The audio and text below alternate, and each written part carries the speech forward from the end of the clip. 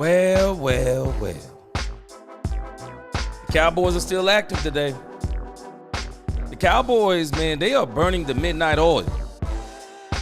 I mean, last year, the Cowboys, people talk about, man, the Dallas Cowboys, boy, they go on vacation around the time that free agency comes up. Well, they're not on vacation this year. I mean, the Miles Sanders, it literally almost came at the midnight hour last night. Cowboys signed Miles Sanders. We're gonna discuss that. I have to admit, I'm a little bit surprised by that particular move, but we'll talk about it.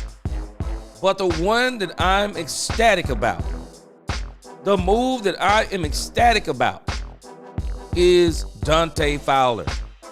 I was talking about this a couple of days ago. I was saying, and some of y'all were disagreeing, and that's cool. Everybody's entitled to their opinion on these things. I wanted them to bring in Dante Fowler. I'm willing to make a bet right now. And I'm not a gambling man, but if I was a gambling man, I got a strange feeling that Dante Fowler is going to get double-digit sacks again. And I got a strange feeling that Dante Fowler is going to get the majority of his sacks in the two games we're going to play the Washington Commanders. I'm telling you, when we play the Washington Commanders, you watch what I tell you. Dante Fowler is going off when we play. I'm telling y'all, book it. If there are two games that Dante Fowler is going to do his thing in, it is going to be the Washington Commanders. This boy, man, I'm telling you, this boy Dante Fowler is going to go sick. He is going to go absolutely sick against the doggone Washington Commanders. I guarantee you. We're going to talk about him today. We're going to talk about Miles Sanders. We're going to talk about Dante Fowler. We're going to talk a little bit more about what do the Cowboys have coming, because I do think they're going to try to make one or two more to put the icing on the cake. I think they're trying to put the icing on the cake. I'm still not believing what no one is saying. I'm not believing what anyone is saying about Cooper Kupp. I'm not believing it. They're talking about the Cowboys are not really interested. I'm just not believing it. I'll believe it when they don't get Cooper Kupp. I think the Cowboys want Cooper Kupp. I think the price is what's stopping them from getting Cooper Kupp. I also hear the Seattle Seahawks are in the running for Cooper Kupp. But we're going to look at some more at the free agents that are available out there. And the Cowboys are kind of closing. I think they're kind of bringing this to a close. And so I also want to talk a little bit about what I think the Cowboys should do in the draft. Now that we kind of see what they're doing or what they've done, I want to talk a little bit about what I've kind of put together like a mock draft. So I want to talk about what the Cowboys are going to do. But all that and more, depending upon what comes up, all that and more today on Let's Talk Cowboys, where we talk facts.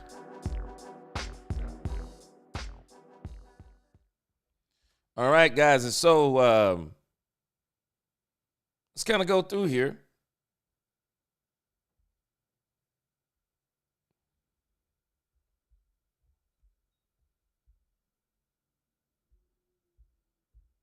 Let's kind of go through here and get a little bit of a roll call.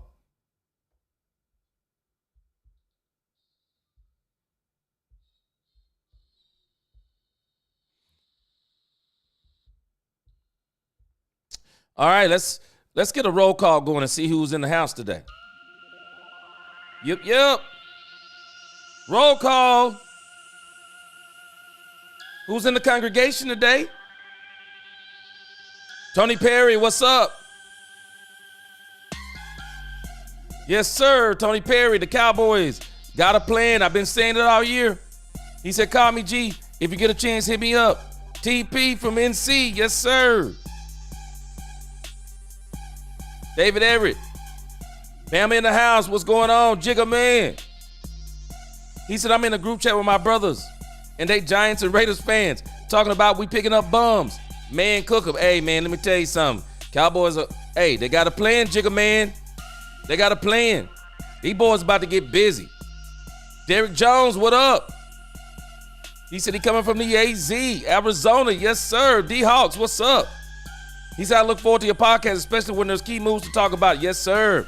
He said he's a 30-plus year fan. You're the only one who makes sense out of questionable decisions by a team. Yes, sir. I appreciate you. Mem 10. Dante Fowler, 4 games playing, tired, washed up, you know who. Man, let me tell you something. Hey, Mem 10. Dante Fowler. I can't tell you what he gonna do in all the other 15 games. Washington Commanders, book it. Book it. This boy is going to go wild on the Washington Commanders. He going wild, man. If Dante Fowler don't get 4, if he don't get 4 sacks against the Washington Commanders, minimum in 2 games, I'll be shocked. Blue Star, what's going on? He said, man, the offer wasn't there, buddy. The Cowboys made you a rich man, Mr. I'm too tired to play Green Bay. Yeah. Man, I was glad they didn't pay him. Too much money. But I'm glad he got his money. Brian and the Lion, what's going on? He said Amari sucks. Okay, you said Amari sucks. I'm wondering, is there some talk about Amari Cooper? Jason Jackson, yes, sir. Appreciate you. He said, keep doing your thing. Couldn't wait for the show. Oh, Cowboy Star. Wish we'd sign Cooper Kupp or Amari. Hey, Cowboy Star, I'm going to tell you who I think that would be crazy here, and that's Keenan Allen. Think Keenan Allen would be crazy. Georgie George, Dante is a menace. Hey, man, he out to prove something. That's exactly what I want to see. This man going to be out to prove something. What's up, OG fans for life? Dak owns filthy in the crib. Yes, sir. Well. Georgie George again. Hey, my man, Ice Cold Cowboy, what's going on? Dominique Pittman, what's up? John Jones, what's going on? P-Funk in the crib. Jared Thomas, man, boy, we got to talk a little bit more about this Dak Prescott stuff today. I think I may throw that in. The Dak Prescott hatred won't stop. Nisi, my girl in the chat, what's going on with you?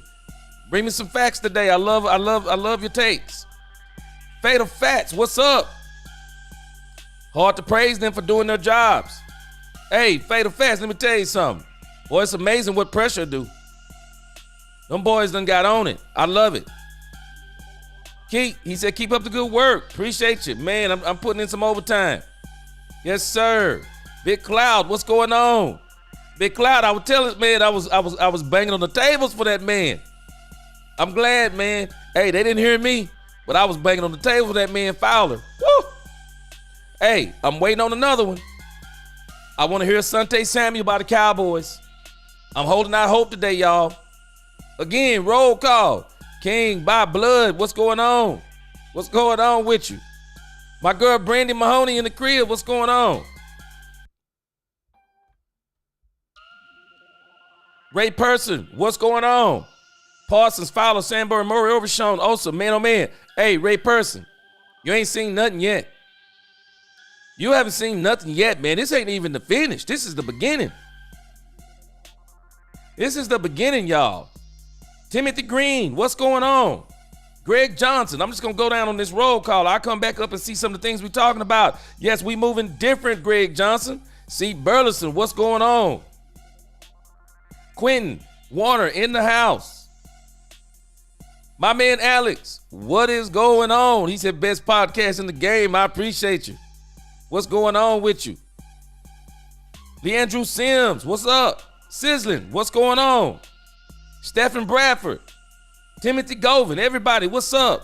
CBDC 92, what up?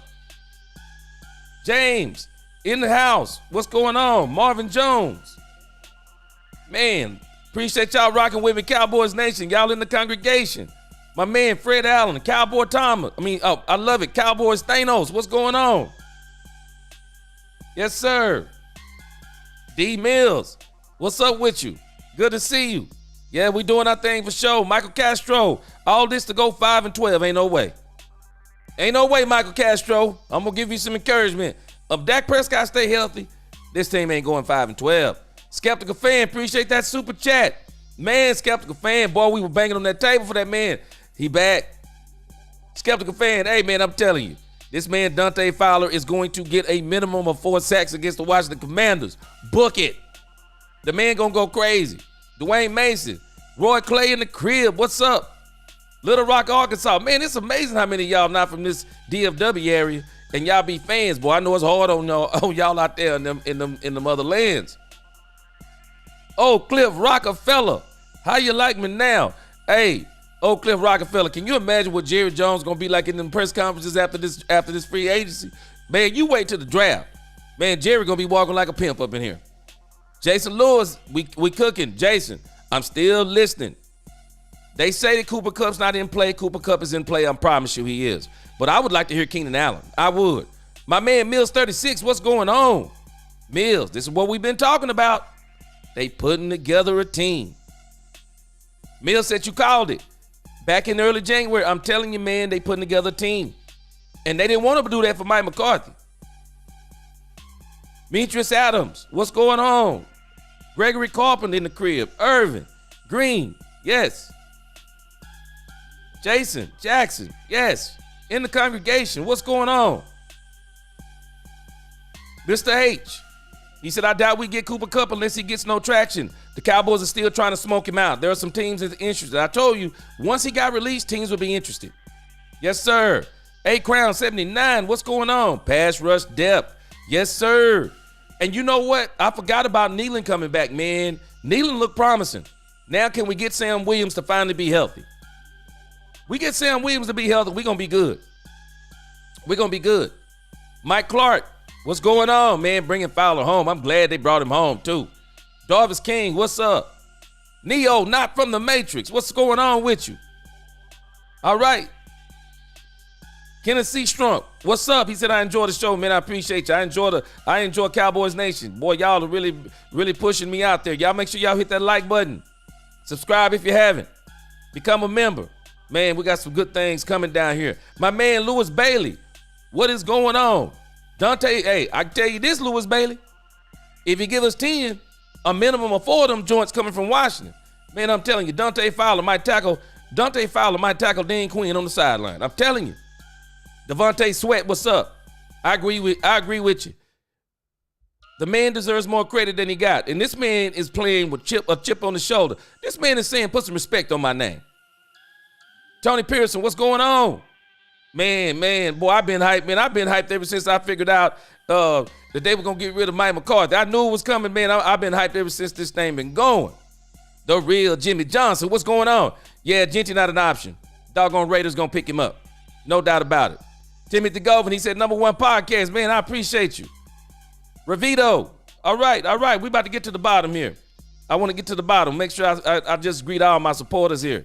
Bills, 8301, what's going on? Daryl Crumpton, yes, sir, appreciate you. He said, keep doing your thing. I agree with Dak owns filthy. Y'all hit that like button. We about to get going.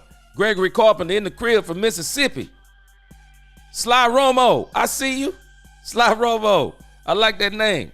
Yes, sir, Hartford, Connecticut. Man, boy, you people that's not from the DFW area. Man, prayers go out to y'all being in them areas where the Cowboys are not allowed. Keek, what's going on? Yes, sir. Greg Johnson. Lee Claw 88 from Maryland. Man, live in New Jersey now. Yes, sir. Worked 25 minutes from the Eagle Stadium, boy.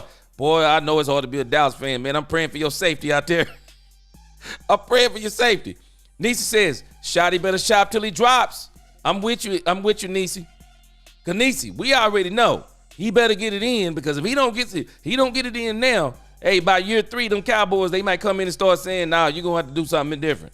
Marvin Jones, you the only one said Jones is cooking. Man, I've been telling people from the beginning, man. I'm telling you, I knew they was going to do something different.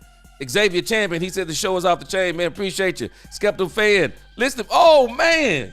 Skeptical fan in New Mexico. Hey, man. Hey, God bless you. Boy.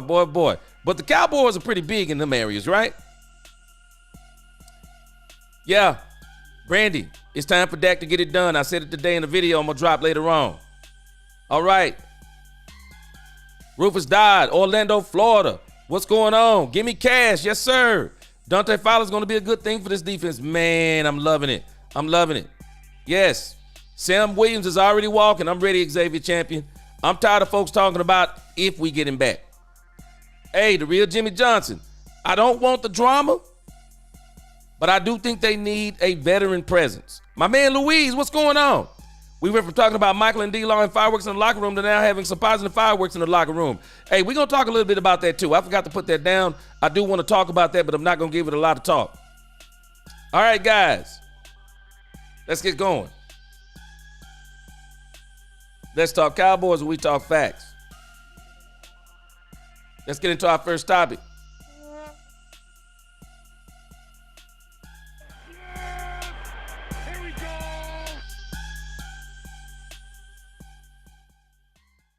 Now, we'll have to admit, y'all, Mike McCain, what's going on?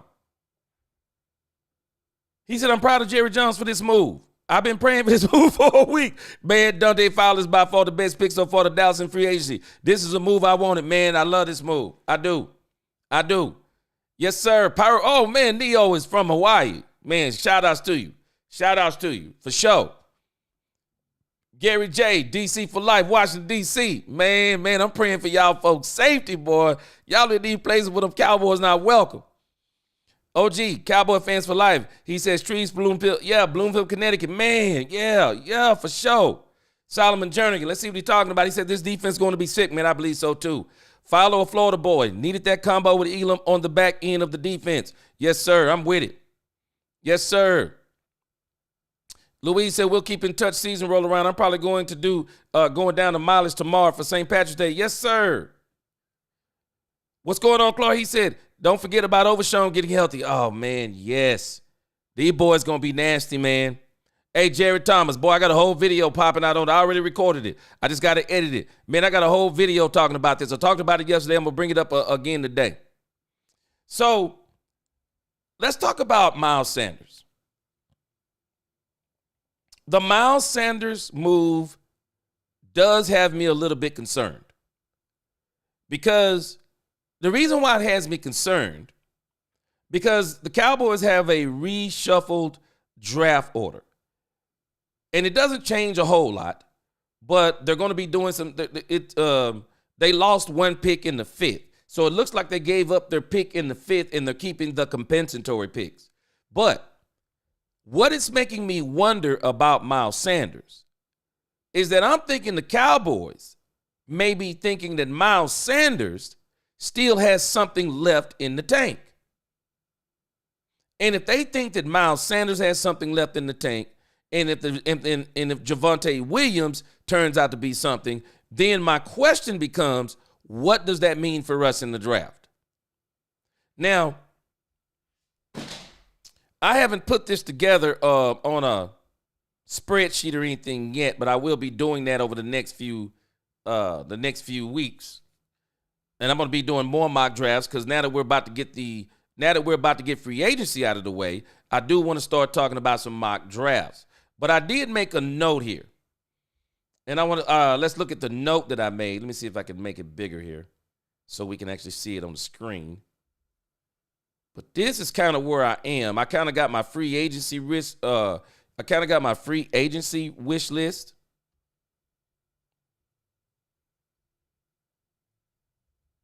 Let me see here. All right, let me remember how to do this. Let's see. I have my free agency wish list. I want to talk about that just for a moment because I still got some players that I want the Cowboys to go and pick up. Okay, yeah, that's where I am. Yeah, I got some players, and y'all tell me what you think, but there are some players that I want the Cowboys to still pick up. All right, let me make this draft thing bigger so y'all can see it. So this is kind of where I am with the Cowboys right now. I'm hoping that the Cowboys don't let this free agency deter them from killing it in the draft. And what I mean by that, the Cowboys still need a top flight running back. Miles Sanders and Javonte Williams. Now, let me show you. Glass half empty or glass half full. The running back room looks better to me this year than it did last year. Our running back room had no depth. We used Ezekiel Elliott the wrong way. At this point in Zeke's career, you don't bring Zeke in to be in a running back by committee style of offense. For me, you bring Zeke Elliott in to be screen game, short yardage like goal line. Even though we saw him make a fumble in the Philadelphia Eagle game, I would put him in the short passing game. I would let him maybe chip coming out of the backfield. Then he goes out in the flat. You have to use Ezekiel Elliott right. But to have him in a running back by committee rotation was very ill-advised by Mike McCarthy. We look better in the running back room right now. And keep this in your mind too. I'm sure we don't have to keep Javonte Williams or Miles Sanders. We don't have to keep them. I think the Cowboys are doing something else that may be sneaky good, and we're going to see how it turns out. I think the Cowboys may be bringing in competition. And stop just saying, this is who we like, and we like this guy, and we like this guy, and he's going to start. Okay, hold on a second. Before we lay down the depth chart, let's bring in some competition. Let Miles Sanders, let Javonte Williams, let them compete. Because I'm telling you, on my draft, this is the new order that the Cowboys have. This is the order now. At number 1, I want the Dallas Cowboys to get a wide receiver. I just think they need a wide receiver in that number 1 spot. And I'm good. I'm good. If we go get Keenan Allen, I'm good. Because I'm starting to kind of be in the boat of, I might consider Keenan Allen over Cooper Kupp. Because I might actually be able to get Keenan Allen on a very reasonable deal. Cooper Kupp think he's valuable, and I'm not hating on him. But Cooper Kupp seems to think that he deserves somewhere around $12, $13 million. I want to see the team that's going to give it to him. I want to see the team that's going to give it to him. Because I got a feeling there's not going to be a team that's going to give that to him. But I wouldn't mind seeing Keenan Allen. I believe that Amari Cooper is the longest of long shots. I don't think he wants to be in Dallas anymore. But I believe the Cowboys in that number 1 spot, that if Ted McMillan is there, you take him. I would take a chance on Golden or Egbuka, because I'm telling you, if the Cowboys don't get him at 12, he is out of there at 20. I'm telling you, Egbuka going to be crazy in this league. I think that this dude is going to be, and y'all can fill in the blank right there. There are many other receivers that I'm sure some of y'all believe could be in that number 1 spot too. But I believe the Cowboys need to go wide receiver at number 1, no later than number 2. Number 2 puts you in the top, in the second tier, or what I would say 6 through 10 of the wide receivers. But if you take a wide receiver at number 1, you get to be in 1 through 5 of the wide receivers. So for me, if I'm the Cowboys, I would love to take a wide receiver here. Now, I'm telling you what I'm not going to be shocked at. I'm not going to be shocked if the Cowboys trade this pick back.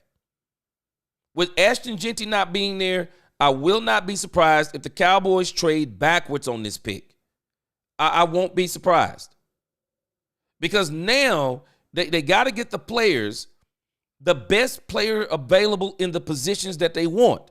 That's going to really put the icing on the cake of this free agency season, because that's really what they're doing. They're building depth and they're getting impact. This is the reason why, and let's think about how Jerry needs an interpreter. Jerry is saying we're not filling voids, because in Jerry Jones' mind, he's not filling voids. In Jerry Jones' mind, and even though we can call it filling a void, the thing that hurt this team more than anything last year was a lack of depth. I mean, really. I mean, let's not say it was the greatest thing that hurt this team last year to me was Mike McCarthy. I'm telling y'all, this dude should not have been the head coach even last year. When you gave up on him after the Green Bay Packers game, man, you shouldn't have even brought this man back. But again, the Joneses are willing to throw away a season because they don't believe paying coaches who are not coaching. That's their philosophy. If they can help it, they do not want to pay a coach to sit on the couch, so they gave him a throwaway year, which I just don't like. But again, all things work to the good of those who love the Lord and are called according to his purpose. And sometimes things can work to your good when you go 7-10, because I don't know any other way we would ever get this high in the draft again at the rate we were going, winning 12 games a season. We were always going to be at the back end of the draft. Here we go. Now we're up at number 12. We better enjoy it because I don't think we're going to get here again for years. I don't think we're going to get this close to top 10 again for years. We better clean up. And this is one of the reasons why I want the Cowboys to go in number 1 and 2, at least from my perspective. 1 and 2, you got to get those skill positions. We saw Zeke. What was he? First round draft pick. We saw CeeDee Lamb. What was he? First round draft pick. You go in there and you get those types of players. Ted McMillan, Golden, or Emeka, go get them. I think they should do wide receiver at number 1, but again, I'm not going to be shocked if the Cowboys trade back, because now what they're going to try to do is enhance what they have. So if the Cowboys trade back, I will not be surprised if they try to either go get the top defensive tackle or the top edge rusher, or maybe a top offensive lineman. I know we don't want to hear that again. I'm not going to be surprised if they do it. Or if they trade back, maybe they get one of these wide receivers back there. Depending upon how far they trade back, they might get a Mecca if they trade back. They might get Golden if they trade back. But as far as running backs go, I want the Cowboys to either get Omarion Hampton or Travion Henderson. My eye is on Travion Henderson. I want these Ohio State boys. Ohio State, man, they just got a thing with running backs. I want this Ohio State dude, Travion Henderson, but I'm not going to be mad at Omarion Hampton. Omarion Hampton's body type, to me, it's a throwback to the old school running backs. Bigger, still got good enough speed. Omarion Hampton, you get him, he's a 3-down back. I would love to see Omarion Hampton come in here, definitely at running back. But this is where I am right now. You guys tell me what you think. I got a super chat here. Let's see what's going on. Neo not from the Matrix. Yes, sir. Appreciate that super chat. Yeah. See, that's where I am too, Neo. I want these two running backs to battle it out for the spot, because I do not want the Cowboys. I do not want this to deter the Cowboys for getting running backs in this draft. And again, y'all tell me in the chat, because this is where I am in the second round. And I won't be mad if they do this in the first round. Running back, second round wide receiver. You can flip it any way you want to. I would not be surprised. I want them to either get Omarion Hampton or Travion Henderson. But back here in the 5th round, this is my wish list. Y'all tell me what you think in the comments. This is where I am on my wish list. On the back end, I actually hope it's true. I hope it's true that the Cowboys are looking at Damian Martinez from, Miami? Man, we watched the tape on this dude, Damian Martinez, and he looks absolutely fabulous. He will put Hampton or Henderson, Martinez, or Damian Martinez / Marcus Yarns, or Bashul Tootin. Got a strange feeling, though. Bashul Tootin is probably now going to be a 4th or a 3rd. Wouldn't be shocked if someone got him at the bottom of the 2nd.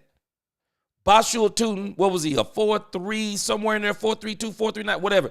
The dude is extremely fast, and he's got 200-plus pound running back. Explosive. Marcus Yarns, to me, a better Tony Pollard. Damian Martinez looks like he's a violent runner. I think these running backs, the Cowboys need to get a combination of these 5 running backs, 2 of the 5. They got the running back position. I like what they're doing. It looks better than last year's running back room. Already it looks better. Now, while we're on that subject, let's think about Rico Dowdle for a second. When Mills was talking about that the Cowboys were looking at Najee Harris, and I was talking about the fact that I thought that Rico Dowdle and Najee Harris were almost similar backs. But the thing that I thought Najee Harris had over Rico Dowdle was the fact that Najee Harris was healthier. He had been pretty much healthy for at least way more healthier than one Rico Dowdle. And I think the Cowboys told us something about Rico Dowdle, and this is really the bottom line. The Cowboys basically said about Rico Dowdle, bro, we're not paying you $6 million per year, and you've only been healthy one season. And I'm going to tell you something about these players that are leaving, these 2 players in particular that have left the Cowboys. We watched with DeMarcus Lawrence. I don't think DeMarcus Lawrence should have did what he did. I think it was a very cheap shot that he took at the Cowboys. But I also know what he's talking about. I don't think he was saying anything about Michael Parsons. He was talking about Jerry Jones. Because DeMarcus Lawrence is saying something. I'm telling you, the 2023 Dallas Cowboys season, I wish I could do a documentary on it. I wish I could do a documentary on the 2023 Dallas Cowboys season. And I mean inside the locker room and out. Because I want you to think about this. What we've watched with D-Law and Michael Parsons. So do we think this is just starting on social media?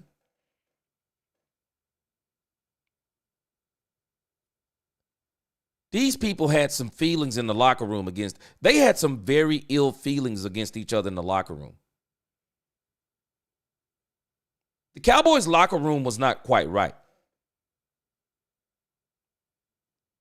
And I hope Michael Parsons, I want Michael Parsons to learn from some of the things he's doing, and I hope he understands.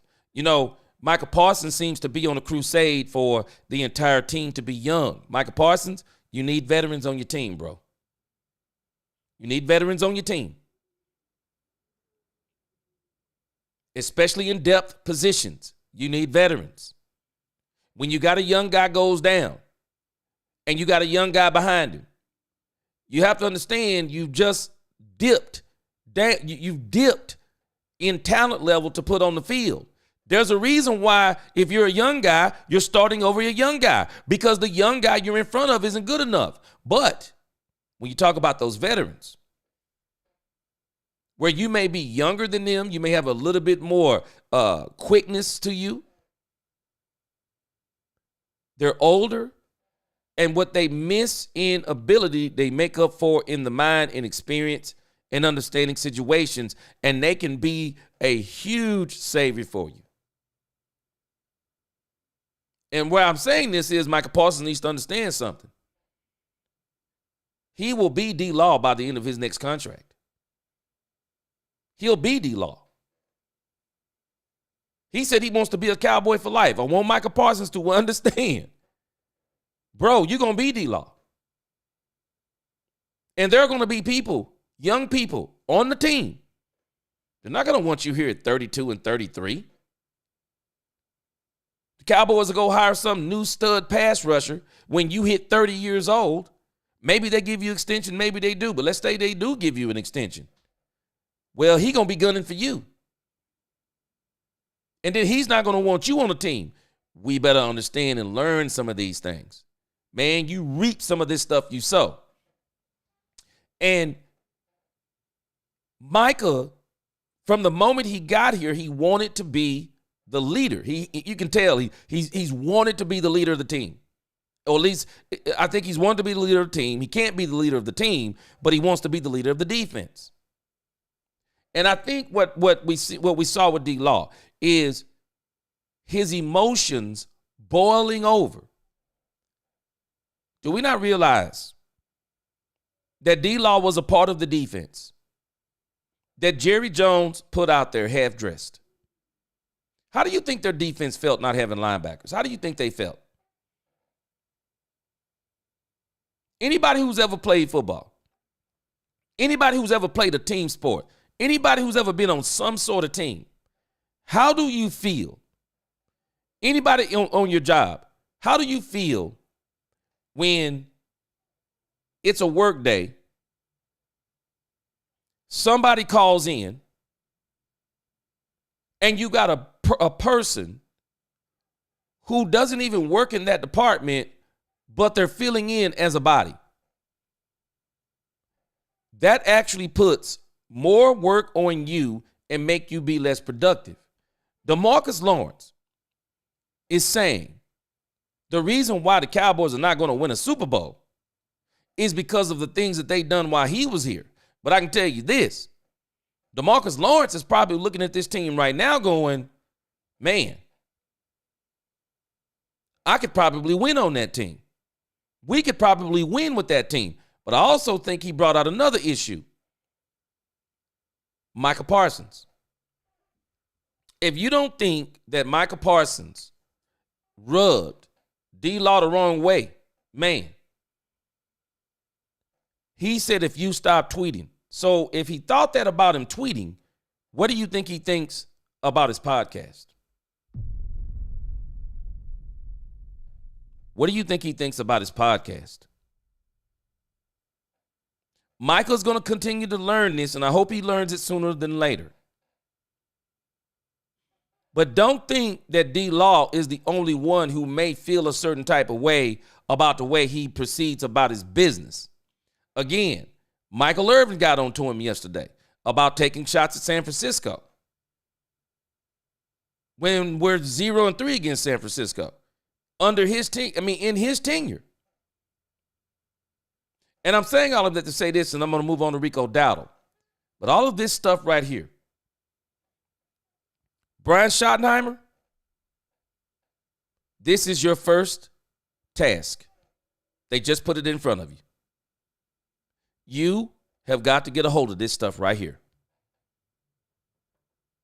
This stuff going on, and I'm as far as I can tell, Michael didn't come back when D-Law said, maybe I would have came back, which I'm laughing that he said he would have came back. He wasn't coming back. The Cowboys were not paying him. The Cowboys were not paying D-Law to come back. I don't even know what he meant by that, because they didn't offer him they did not offer him a contract, and I knew they wouldn't. I was shocked when Stephen Jones was talking about, yeah, we're going to see what D-Law wants to do. No, you were not. The only way the Cowboys were bringing back D-Law is D-Law was going to play for a bag of marbles. That was it. They were not paying D-Law above the league minimum. And I think they would have thought that would have been too much. And I can tell you this, they definitely wouldn't have gave him a 3-year deal on the league minimum. That's where the Cowboys were on D-Law. D-Law would have been lucky to get a 2-year deal, which would have really been a 1-year deal from the Cowboys. He wasn't getting a deal from the Cowboys. They did not want him on his team again.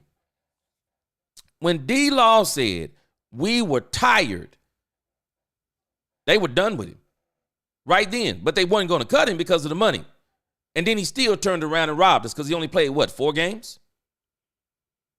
And I believed he could have played more games. He refused to do it. He refused to do it. And I know they know he refused to do it. And again, the reason why I'm saying this about him is I want to relate this to Rico Dowdle. Why in the world did the Cowboys not bring back Rico Dowdle?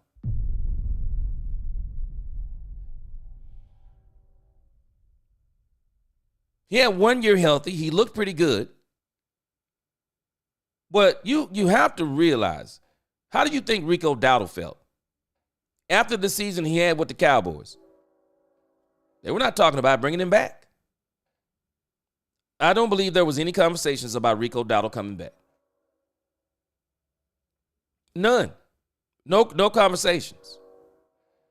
And I think you're seeing in some of this stuff some ill will. And I'm just bringing all of this up because they got to fix.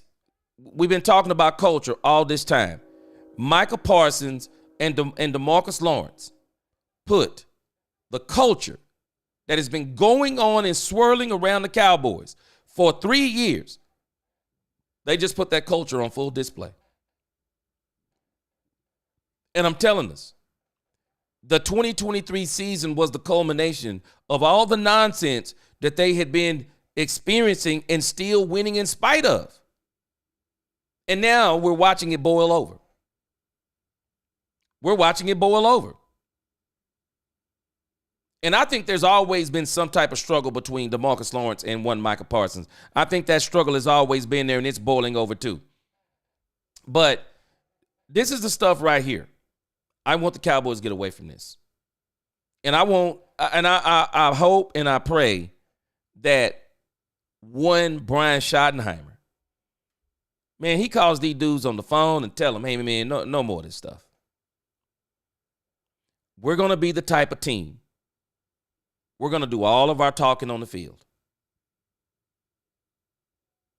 And we'll see DeMarcus Lawrence down the road. That's what I would tell him. Hey, man, we're going to see DeMarcus Lawrence down the road. Now, I'm just telling you, man, I was laughing at this thing with DeMarcus Lawrence. You know, he got the 3-year, $18 million deal. I'll be shocked if he does 3 years. I'll be shocked if he does 3 years. I think they'll cut DeMarcus Lawrence in 2 years. I think they'll cut him in 2 years. Tops. Just boom. Gone. But he got his money. Cool Breeze, 22. He told the truth. Now, I don't believe he told the truth. But I believe he told the truth, Cool Breeze, based on his experience. He didn't take a shot at Micah Parsons. I understand Micah Parsons still, being offended by it. But the reality is DeMarcus Lawrence wasn't taking a shot at Jerry Jones. And people are saying stuff like, well, where's the brotherhood? I don't think he was talking about the whole brotherhood stuff. He wasn't taking a shot at the guys on the team. He was taking a shot at the front office. I'm telling you, 2023 needs to be studied. And it really hurt this team. We may not realize it, but 2023 hurt this team emotionally. I'm not talking about just the players. It hurt this team emotionally. Dan Quinn was ready to run out of here after that 2023 season.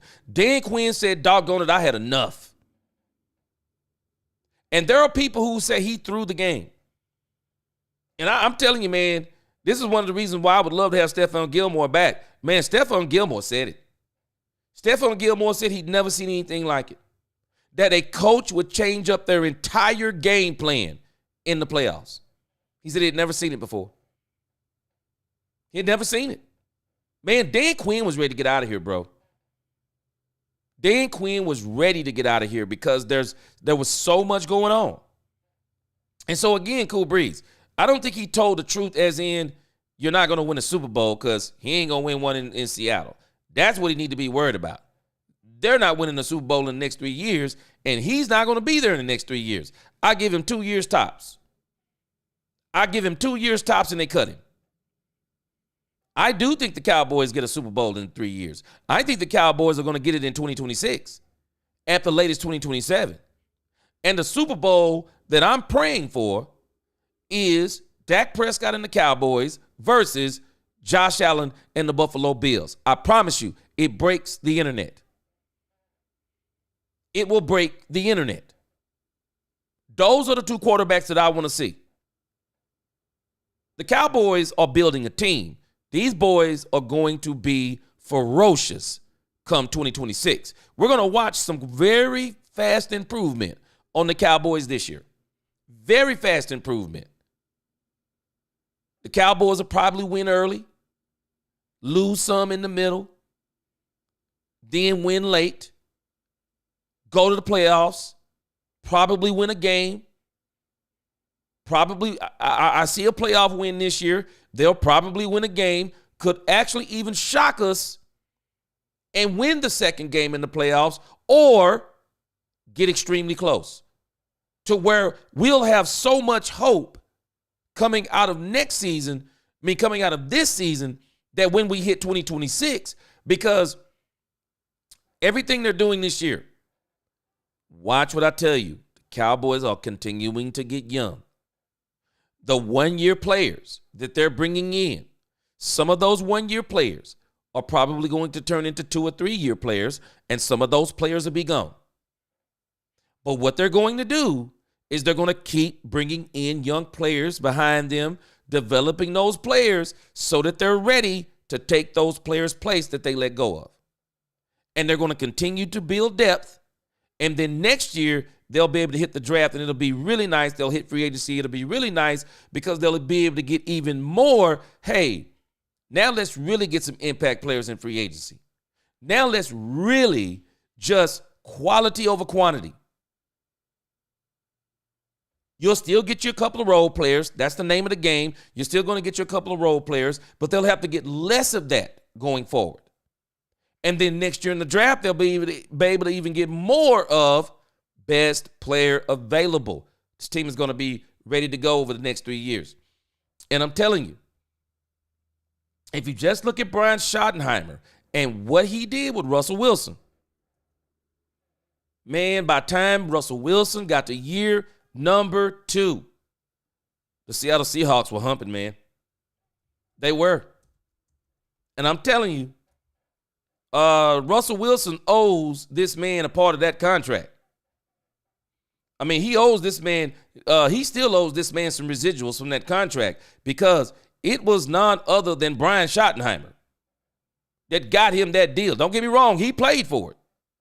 But it was what he brought to town that really, really improved Russell Wilson.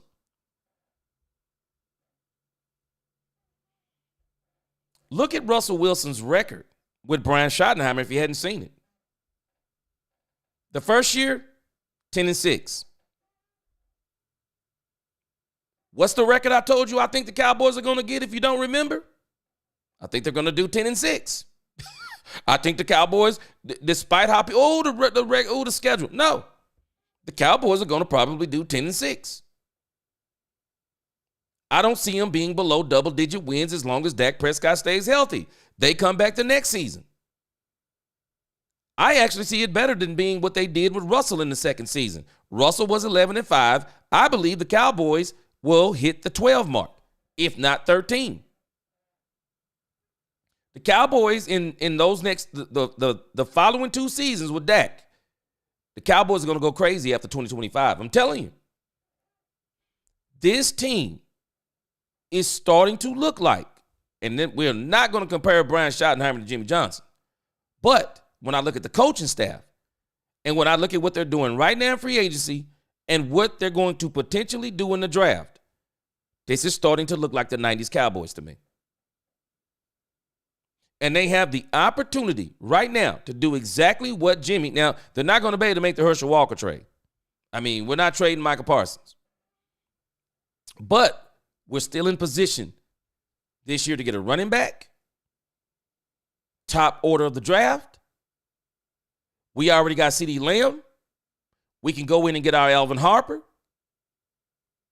We got tight ends. We got Ferguson. We got Schoonmaker. And if I'm the Cowboys, I would not be opposed to upgrading tight end if they don't do what they're supposed to do this year.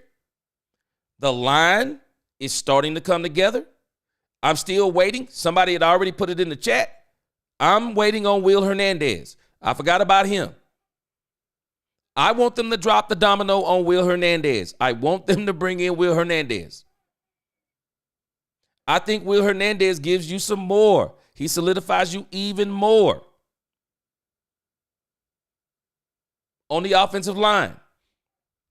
And you can even tell on my list, let me put this back up here. I still have the Cowboys. If they don't trade a pick, I still say the Cowboys should still maybe go offensive line somewhere in this order. I got it down in the 6th because I do think they already have pretty much on the team enough to have a very good line. But I would love to bring in Will Hernandez, brings in even more. It brings in even more of Will Hernandez to me, brings in even more competition. And I want the Cowboys to continue to just bring in more competition because competition makes the team better. Make these guys battle it out. Get enough guys on the team, they battle it out. And, man, I'm telling you, we don't even know what they're going to do with the undrafted free agents. I'm excited about that. I always love when the draft ends. I always want to know who did they pick up undrafted. I always want to know that. My man, Jay Recruiter. Boy, he always dropping some nuggets. Hey, Jay Recruiter. Boy, you saying something right here. Now, Jay Recruiter, you'll make some people mad saying this. You'll make some people mad saying this, but not me. No, because I'm in agreement with you on this. I'm in agreement with you, and I'm not saying, and I'm sure you're not saying, I don't think it's the fact that all his teammates don't like him. But I bet you there are some teammates that feel like D-Law feels towards Michael Parsons. I think some may think he's a little bit too, he's a little too, it's not so much that he's talkative, but he's a busybody. He's got the podcast. He's always talking in the court of public opinion. Think about what D-Law said. If you would do less tweeting, Michael Parsons puts out tweets that bother his team. Just telling you. I guarantee you they bother the team. They bother the team. And some of them, they won't say it because some of them can't beat him up. they don't want that kind of confrontation. But D-Law said, I don't give a darn. D-Law said, I want the smoke. D-Law wanted the smoke on the sideline when he told him you didn't do your job either. Sit your butt down and shut the F up. He didn't mind going toe-to-toe with him. He didn't. Niecy said the writing was on the wall for D-Law when he said he wasn't going to play until he was completely healthy. They remember he did that to his contract before. And Niecy, the writing was on the wall to them too. He didn't want to come back. I don't believe for a second D-Law wanted to come back. I don't believe he wanted to come back. I don't believe he wanted to come back. I think he would have came back, and I think it's good that D-Law left because D-Law would have been here, and he would have had so much resentment towards Michael Parsons. And the locker room, again, would have been split. If it's split, or there would have been tension in the locker room. Because whenever there are two people that everyone respects feuding, it causes tension with everyone around him. It was good that D-Law left. It was good that he left. It was absolutely good that he left. For sure. But again, Niecy, I think the writing was on the wall too when he said we were tired. Boy, that rubbed people the wrong way, man. Niecy, that rubbed people the wrong way. That boy, Stephon Gilmore, was hot about that. And he had only been a one-year player. Boy, he was hot about that. I think that made a lot of them mad. Because you even think about what Oso Digizua said. Stuff that Jerry doesn't bother us. D-Law was not just talking about tired. This dude was talking about mentally tired with all of the things that swirl around the Dallas Cowboys. This dude was, it's good that D-Law left. It is absolutely good that D-Law left. My man Alex, what's going on? Okay, you saying that there is something. All right, let me see here. You are saying that there is something that Jordan Lewis said. Okay, give me just a second.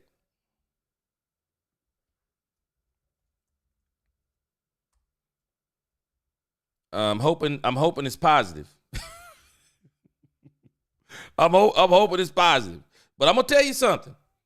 Jordan Lewis, I think Jordan Lewis feels some type of way about the Cowboys too, because Man, the Cowboys nickeled and dimed Jordan Lewis. The Cowboys never gave Jordan Lewis what he deserved. They didn't. They did not give him what he deserved. And they were going to try to do it to him again. Alex, do you got a link to what he said? I'd like to put it up.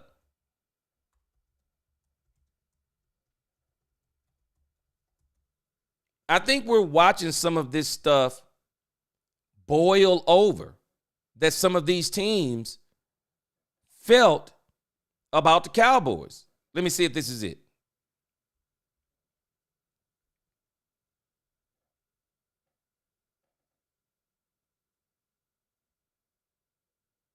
Let me see here.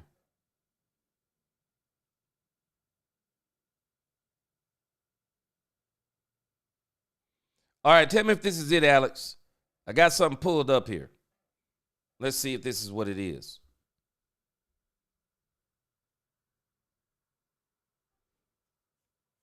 All right. Oh, whoa, whoa, whoa, whoa, whoa, whoa. Whoa. This might be what you're looking at, Alex. Hold on a second. Let me do something else here real quick while I'm thinking about it. Man, yeah, I think this is what you're talking about right here. What J. Lou said about the Cowboys. Okay. All right. Let's pull this up real quick. Let me do something real quick.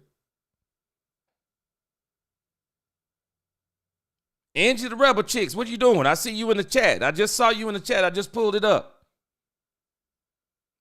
Oh, yeah, I see it. I see it. This is exactly the thing then. All right, let's look at this real quick. I appreciate you bringing this to my attention. Let's look at this for people who haven't seen it.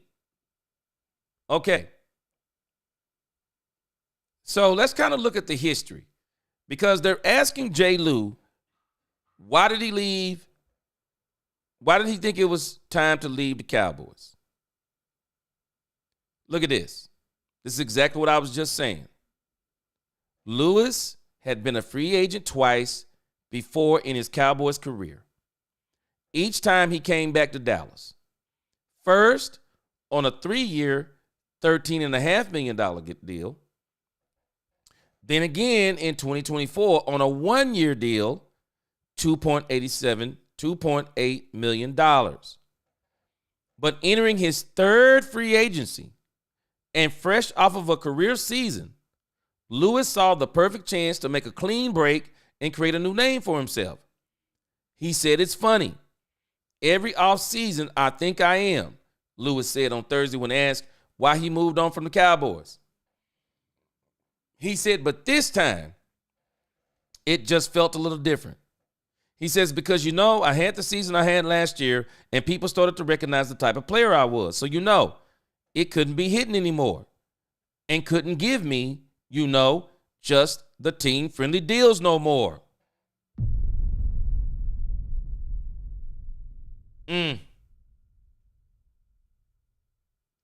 This is why, for me, I do not subscribe to all this team-friendly deal nonsense. That's not your job.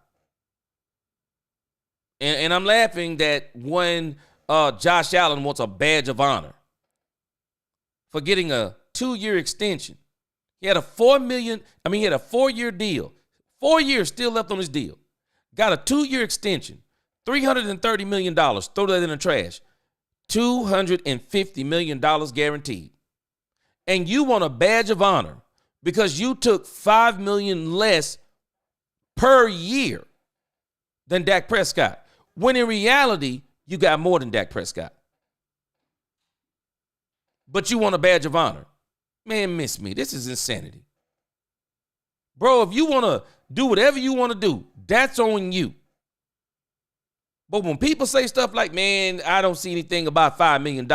Okay, you said there's no difference between, people say, oh, there's no difference between $100 million and $90 million. Ask Jordan Lewis. Ask Jordan Lewis. Ask other players. Ask other players who are not getting those type of deals. Is there a difference? It is so disingenuous to me for folks to say stuff like that. Man, we got people that don't make $5 million in their lifetime. Yeah, the way I'm living, you know what I'm saying? The way I'm living, I don't see no difference between, what can I do in my life with $5 million that with 55 that I can't do with 60. That's crazy work to me. I'm not talking like that. That's crazy work to me. Whatever my ability bring me, will bring it. And if I choose to discount it, I'm not encouraging no other man to do it. I'm not even trying to make it sound reasonable. I'm not even going to tell you, pat me on the back because I took less. I want you to actually tell me, hey, man, I don't understand why you did that. I'll pull you to the side and say, hey, man, there's some personal reasons. But I'm going to tell you, don't do what I did. Don't do what I did because your life not the same. I'm telling you, man, these folks are so disingenuous. Ask Jordan Lewis, is there a difference between $3 million and $5 million a year? Ask him. Ask him, is there a difference? It's crazy talk to me. Stu said he was tired of giving them team-friendly deals. That's when I recognized I had the year and I felt the buzz. What have I told y'all? Don't let nobody devalue y'all. Don't you devalue yourself for people. Do not devalue yourself. Do not let people shortchange you. And do not, under any circumstance, y'all, don't you ever let no one make you feel guilty for getting your money honestly. If your money is based on your God-given ability, care what nobody talking about, man, you get your money. You step out there on that field, you can step out there on that field in training camp and tear both of your knees up. And then you done gave a team-friendly deal. Okay, what you got to live on? What do your life look like after football? What is your business? What does your brand look like after football? Because that's when you really start creating your brand.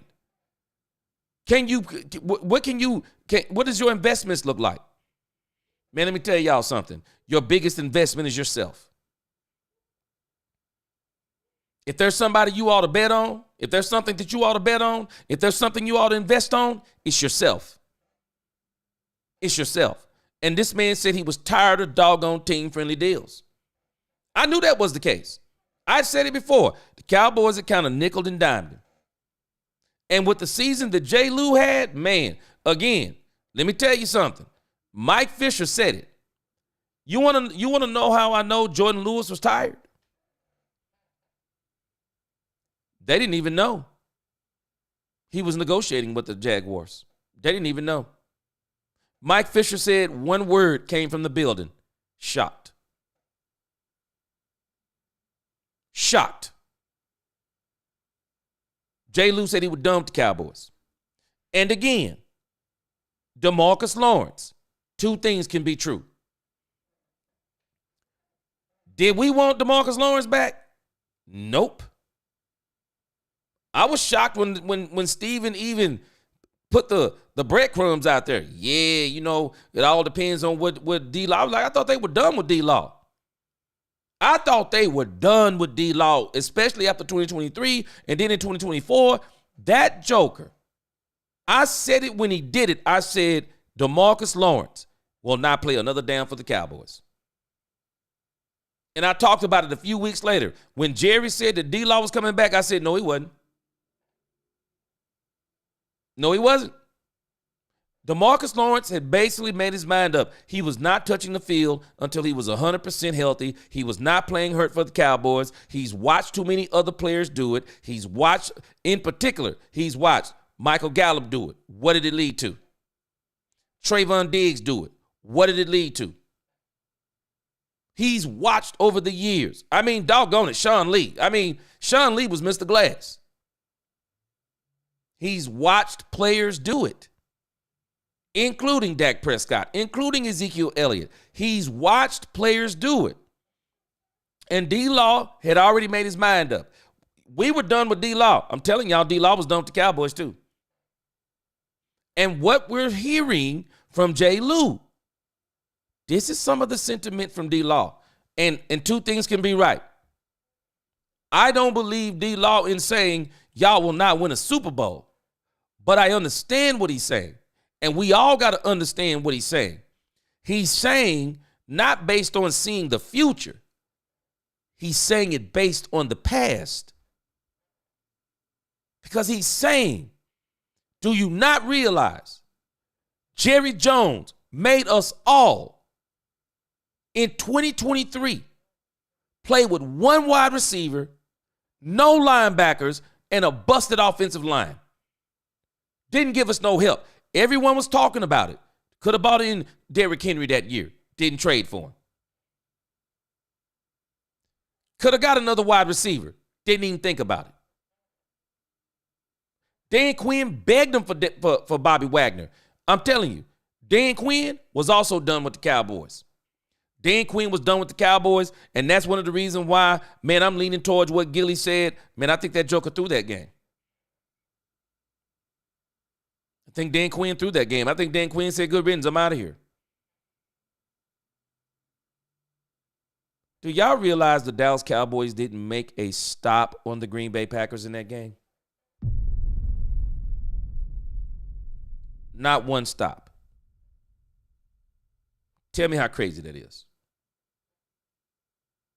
Not one stop. You're telling me you couldn't get one stop in the first 9 drives of the Green Bay Packers? Well, of course you can if you change your whole defense up. Of course you can. Of course you can if you don't play with line. Man, I'm telling y'all, there is some bitterness of some of these older players as it applies to this team. J. Lou is telling you.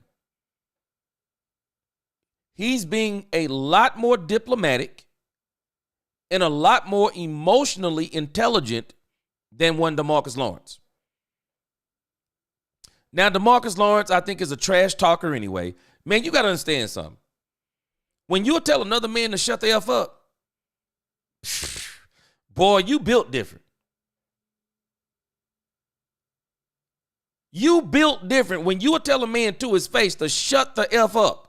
And I'm talking about a man who is as big, as strong as Micah Parsons. And you got to understand that DeMarcus Lawrence is actually making a statement when he tells Micah Parsons on the side. Let me tell you, people will tell you, they'll tell you without telling you stuff. You know what DeMarcus Lawrence was telling Micah Parsons in essence? You ain't running nothing.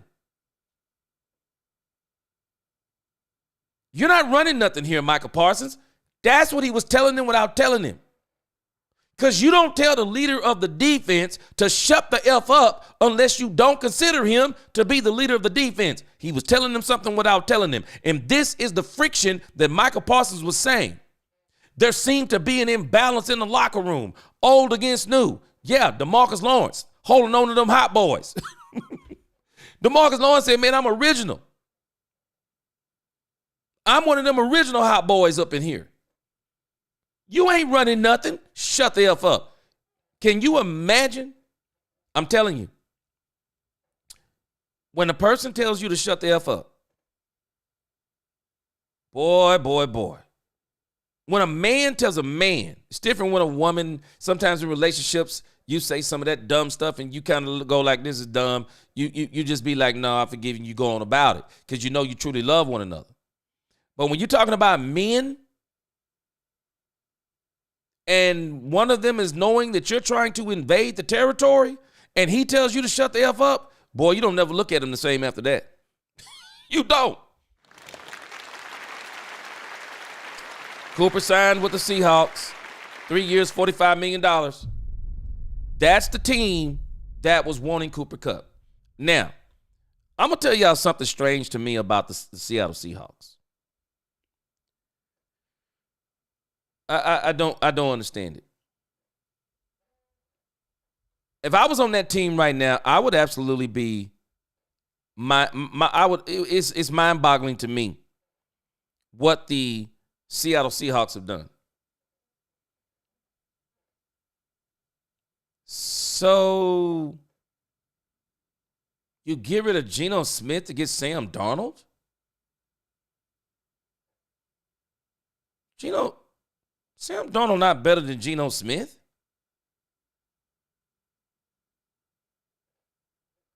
You get rid of DK Metcalf to bring in Cooper Kupp? What are they doing? They must obviously have a long-term plan. Because this can't be a Super Bowl plan. Because I don't see any of these moves as upgrades. DeMarcus Lawrence is not an upgrade. I think DeMarcus Lawrence will be good for them in the run. He's not an upgrade, though. I don't know what they're doing. I can tell you this. If I was on their team, I'd be a little bit upset because none of this stuff looks right that they're doing. So, hey, more power to them. More power to them. All I can tell you. More power to them. Jameson, hope all is well. Yes, sir. Chilling in my bedroom. Got to plug the phone in. Yes, sir. Skull Unknown, he says, Cowboys finally learning and building that that D-line. Yes, sir. Yes, sir. And I think they're going to do more of it in the draft. For sure. P. Funk, appreciate you. He said, great job, my brother. Buddha said, Mouth Almighty Micah. I agree, too. I'm just telling you, two things can be true. I don't believe him saying you're not going to win a Super Bowl in the next 3 years. I don't believe that comment. But I know why he's making that comment. He's making that comment based on past behavior. That's why he's making that comment. But again, Micah, you said it's your time. Then if it's your time, then do it. Hey, man, just why argue with somebody that's not in the building? This is where the Cowboys have got to really get better mentally. If I was coaching them right now, I would have called Michael Parsons on the phone. And I'd have talked to him like a man, not like some little boy. Michael, hey, man, no more of this stuff. Please, no more of this stuff. We're doing things different now. All of the outside the building talk, we're not worried about. DeMarcus Lawrence is just ingratiating himself to the new team that he's on. That's what he's doing. Did he take a shot at Jerry? Yes, he did. Did he take a shot at the organization? Yes, he did. But he didn't say anything personal about you. At least he didn't until you retorted back. Hey, all outside talk, all the talk outside the building, we're no longer worried about it. We're no longer worried about the outside talk. We're not. The only thing that matters from this point forward, what is going on in the building. Can't control what you do, but I'm just asking you again. All the extra stuff, can we tone it down? Can we not take shots at other teams? Can we not be out here talking about we're going to the Super Bowl? That's talk we have inside, not talk we have outside. You got to get this stuff inside the building because Micah is doing more talking now than Jerry Jones is doing. And that's crazy when you think about it. We've only heard from Jerry Jones one time, I believe, since the season has ended. We were wondering what Jerry Jones was. Jerry Jones came out, did an interview a couple of weeks ago. We ain't seen him again. We have not seen him again. But Michael Parsons really needs to understand something. Bro, I hope you don't think that D-Law is the only one who's thinking like this. Do not be so naive that you think that D-Law is the only one that's thinking like this. Malik Hooker, I think it was, he spoke up about it before. I guarantee you there are other people who thought this. Got to sometimes be you gotta be careful about how you're moving. And if you want to be the leader, there's a different way the leader moves. The leader moves differently than the people that he's leading. He's trying to get them to follow his lead. And the one thing we don't want the whole team to do, and just like I said yesterday, what if the whole defense walked off the field after what Amani did? Okay, what if the whole defense was on Twitter beefing? Nah, that's not what we want to do. Nope. Sean Ginsberg, what's going on? He said, big boys in the trenches and everything these days is everything these days. Yes, sir. Size matters most is Jalen Carter. Hey, Sean, you know what the crazy part is? It's always mattered. You know what put everyone on high alert? Let me tell us what put everyone on high alert about offensive line play, defensive line play. You know what put us on high alert? Because if you think about the past, we watched quarterbacks and teams win Super Bowls with what we call elite quarterbacks. Even though if you go back and look at some of these Super Bowls, these quarterbacks aren't exactly playing elite in these Super Bowls, even when they're winning. We've been saying quarterback, quarterback, quarterback. So what changed? What changed to where people are now saying run game, defensive line? They're really saying offensive line, defensive line, running back. This is what they're really saying. Why are they saying that now? Because we watched a quarterback that everyone has said was not that quarterback. A quarterback that came into the pros that people said was not going to be that quarterback. He's only a running back. He'll only be a backup. There were people who were saying this stuff about Jalen Hurts. You know what we watched in 3 of the last 3 seasons? We've only watched Jalen Hurts, who's not the best quarterback in the league, go to the Super Bowl. And in the first one, he put on a stellar performance, and they lost. Came into the second one, did his job. The team around him, the defense was insane. They controlled both lines of scrimmage, kept him upright for the most part. And then put Patrick Mahomes on the ground. We're realizing something. Maybe it's fool's gold to try to put everything on a quarterback. You think? You think? Teams win Super Bowls. And it's actually always been true. But Jalen Hurts and the Eagles made it even more apparent. Howie Roseman made it more apparent. While everyone else threw the running back position in the trash, Howie Roseman went in the trash and said, we'll take Saquon Barkley. And we'll pay him. We'll take Saquon Barkley. And in the meanwhile, we're going to build our trenches. We're going to build a defensive line like no other. They did it. The Detroit Lions did it. They did it. And now we're watching Jared Goff. No one considers Jared Goff one of the best quarterbacks in the league, or at least they don't consider him top 5. But they put a team around him. They put a defense on the other side of him. And they almost got to where they needed to go to. This is why we're seeing what we're seeing right now. But in reality, this is nothing new. The Cowboys did this back in the 90s. The Redskins did it back in the 80s. When you got them hogs up front, both sides of the ball, man, you move stuff.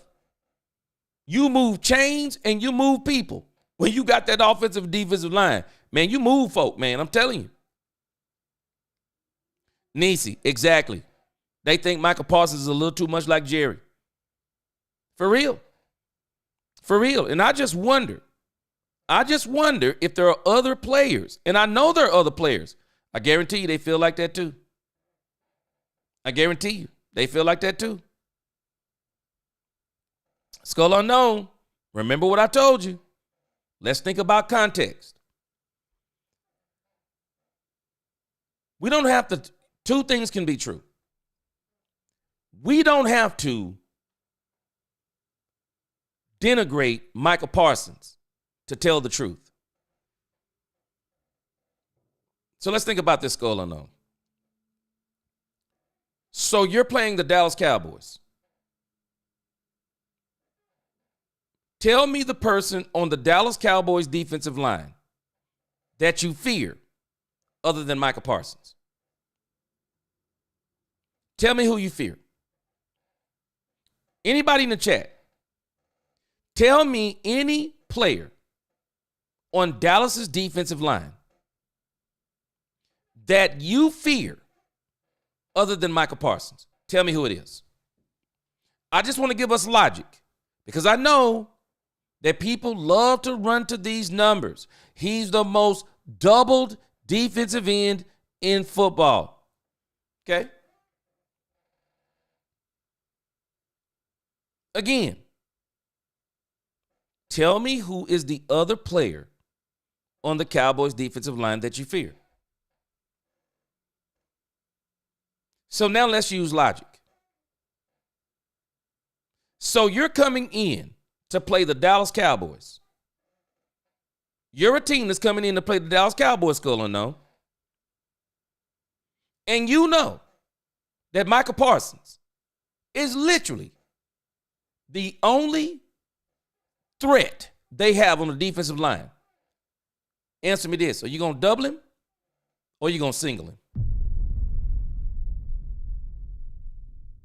What you going to do? Some of these numbers need some context. What are you going to do? Well, I know what I'm going to do.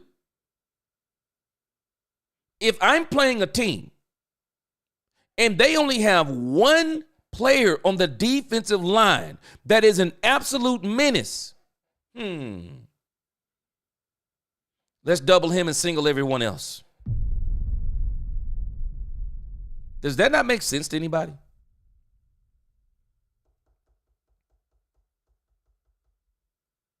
Who's the other edge rusher on the Cowboys that gets there consistently? Who is it?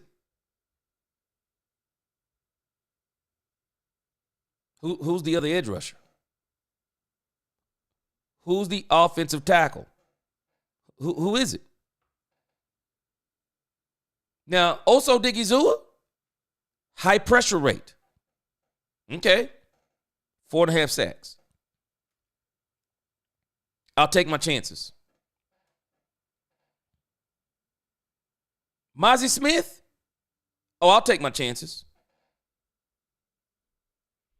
Even DeMarcus Lawrence when he was there. Oh, take my chances. The only person on the Cowboys team I have to worry about on defense, on their defensive line, is Micah Parsons. We got to add context to this stuff. I'll give you another stat, and I just wonder about one CeeDee Lamb. I wonder if you compared CeeDee Lamb's double teams to, per se, A.J. Brown double teams. Who do you think has the most double teams? Do we think that A.J. Brown, do we think that CeeDee Lamb has the most double teams compared to A.J. Brown because he's better than A.J. Brown, which he is? Or can we use some logic, skull unknown? So if I come up against the Dallas Cowboys and I'm playing their offense, and I know they have Dak Prescott, and I look at their wide receiving core, and I got CeeDee Lamb, Jalen Tolbert, Jalen Brooks, Jonathan Mingo, Ryan Flanoy. Who am I going to double team? Who am I going to double team as a wide receiver for the Dallas Cowboys? Did we not notice that every team we played, I can't think of a team that played the Dallas Cowboys this year defensively. I can't think of a team that said, hey, one-on-one coverage on CeeDee Lamb. Who was the team? I'm telling us this is logic. If I'm going against your team, I want to know who the best players are, because those are the players I'm dedicating my resources toward. And you make it so much easier for me. Because if you only got one player on defense I have to worry about, well, we can handle up on him.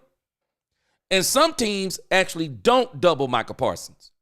The teams with the bigger offensive tackles, the more athletic offensive tackles, the stronger offensive tackles, they don't double up on Micah Parsons.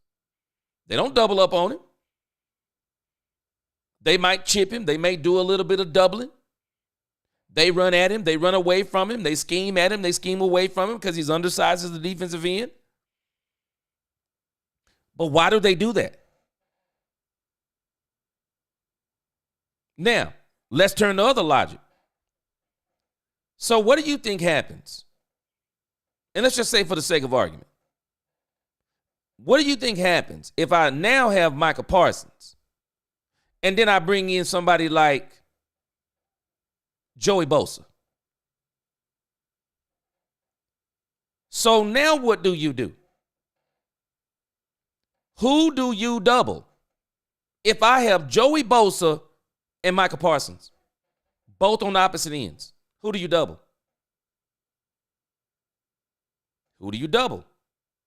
Because I'm telling you, man, if you go back and look at some of these show enough defensive lines, Myles Garrett is not playing by himself, contrary to what people think. Myles Garrett is not playing by himself. Josh Sweat, those guys on the Philadelphia Eagles defensive line, you want to know why the Kansas City Chiefs had no chance? Well, explain to me, who were they going to double? And they tried to double a couple of those plays. It didn't matter who they doubled because they still had to leave somebody single blocked, and they got away from him. The more help you give a player like Micah Parsons, guess what's going to happen? That stat's going to disappear. He's not going to be the most double-teamed defensive edge rusher in the game once you get him some players. Once you get someone else that can rush the passer. Contrary to what people understand, Nick Bosa ain't playing by himself either. The Rams, they got multiple players that can rush the passer. The Detroit Lions, when they're healthy, multiple players that can rush the passer. So while we tout this stat of, yeah, man, Micah Parsons, yeah, man, he the most double-teamed defensive edge rusher in the game, can we use a little bit of logic too? That two things can be true. Is he great? Yes. But could there be a reason for the double teams? Double yes.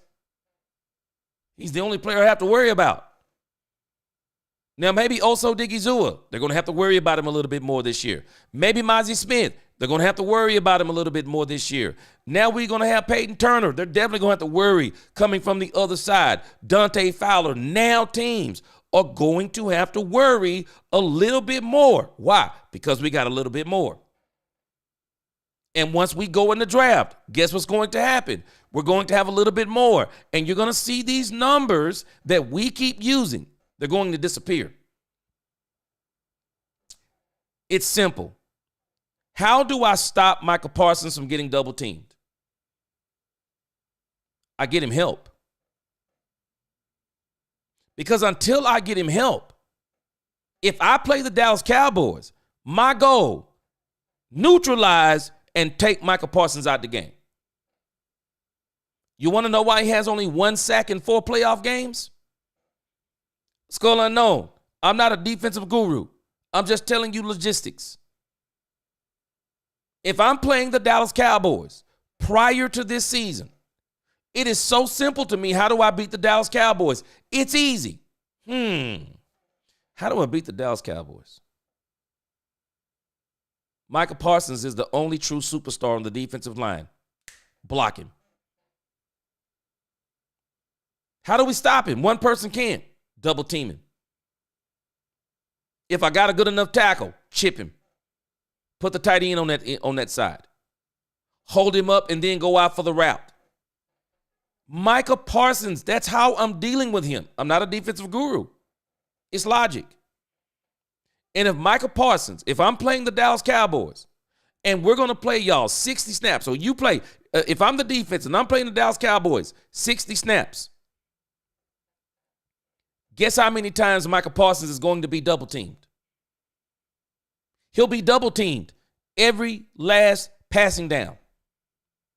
So if we pass the ball in that game 27 times, Michael Parsons gets double teamed 27 times, and everybody else, I'll take my chances because they're not good enough, in my opinion. That's my thought process when I play the Cowboys. But now that we're bringing in Dante Fowler, now that we're bringing in Peyton, now that we're bringing in some of these guys, now we're going to have to think a little different. Because I believe Matt Eberflus and these guys are going to have these guys ratcheted up. In the days of doubling Michael Parsons, you're going to find something. They're going to diminish. The only way you stop people from doubling your star players, doggone it, you go and get another star player. I mean, how do we stop people from doubling CeeDee Lamb? Go get another wide receiver. That's all you have to do. Keenan Allen will even stop teams from doubling CeeDee Lamb every play. Keenan Allen will do that. Even Amari Cooper will do that. As much as people hated on Cooper Kupp would have stopped teams from doubling CeeDee Lamb until we get another receiver that can get some pressure off of CeeDee Lamb. We're going to continue to see the same thing. They're going to double CeeDee Lamb, and they're going to double Michael Parsons. That's how you beat a team like them. It is. Nisi said the Seahawks are passing out $45 million deals like Boosie's at the bodega. I don't know what the Seahawks are doing. It's crazy to me. It is crazy to me. I have no clue what they're doing. But obviously they know what they're doing. Yeah, I would agree. Ty Churchill, you talking about the Seattle Seahawks? I would have to think they're drafting a wide receiver, but the Cowboys definitely have to do it. We know they have to do it. Brandon Wentz, he says that Sanders was the best player on the Carolina offense. Then they go find a team captain on a bad Titans team, which could vogue well with, other hole plugs at linebacker with other studs at linebacker. Man, you know what? The Miles Sanders thing, I'm not going to trip too hard on it, but I was a little bit surprised. I was a little bit surprised by Miles Sanders. Ty Church, I don't understand the thing with D-Law. I don't understand what they're bringing him in for. I mean, I guess he helps them out in the run, but he's definitely not a potent pass rusher. Now, Sean Ginsberg, any of those $45 million deals, throw $45 million in the trash. What's the guaranteed money? 555 KLX, love the Raiders getting a quarterback. Man, let me tell you something. It's a good deal for them to get Geno Smith. The Raiders can now get a quarterback and develop him behind Geno Smith. They can definitely get them a quarterback and develop behind them. Lockett is, I'm going to tell you something. Real Daryl, what's up? I wouldn't be surprised if Lockett makes his way in here if nobody gets him.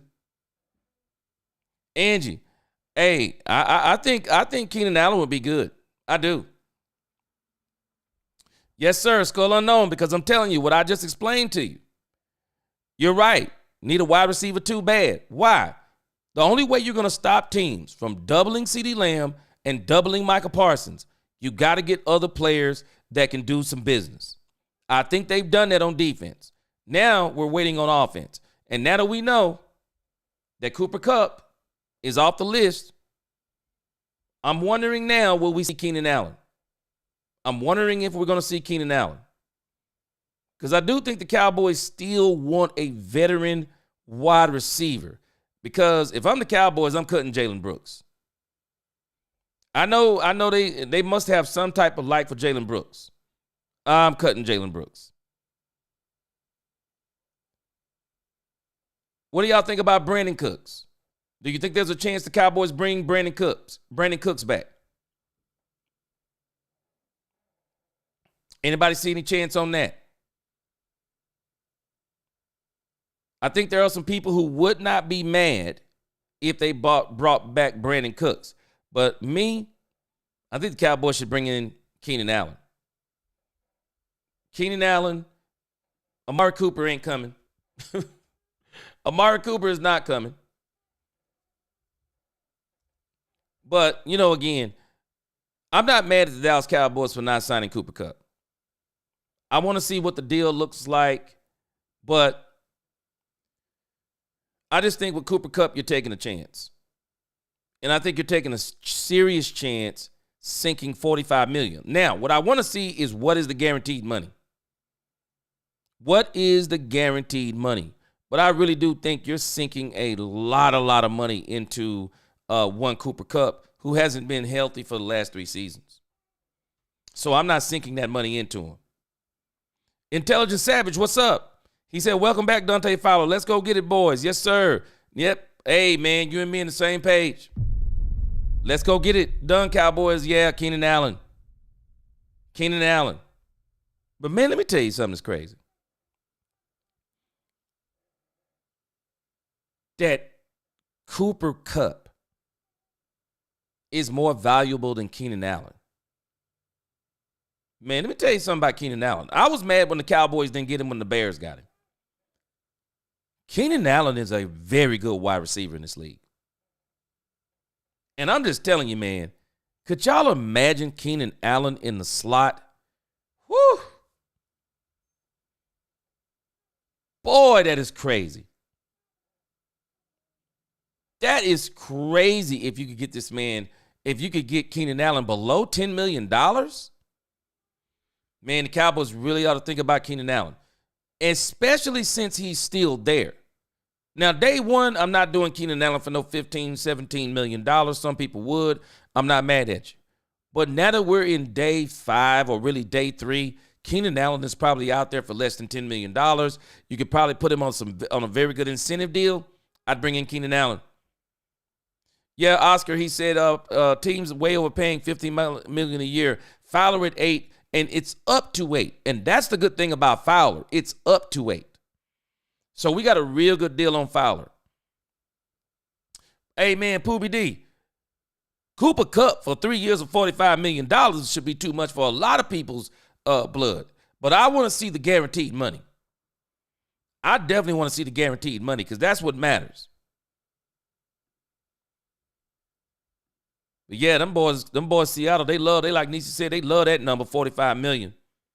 Shun Ginsberger, Cooper back as our 3 with T-Mac in the draft. Get us that, please. Hey, I think the Cowboys, now, there is a bright side to this. If the Cowboys don't bring in Keenan Allen, if they don't bring in Amari Cooper, this is what we know about the draft. They're taking a wide receiver, probably number 1. They will take a wide receiver number 1 if they don't get a wide receiver in free agency. They'll take a wide receiver number 1. There's no doubt about it. There is no doubt about it.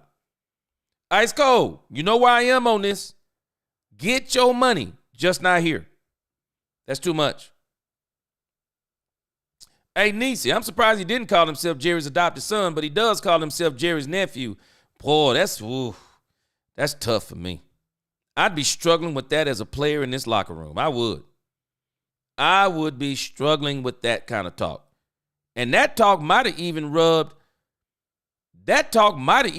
somebody like DeMarcus Lawrence wrong. Might have rubbed him wrong. Iceberg Slim, what's up? He said Keenan Allen with child abuse, number 2 cornerbacks. Man, Iceberg, could you imagine him in the slot? Whew. Matchup nightmare in the slot. Matchup nightmare. Angie, that Rebel Chicks.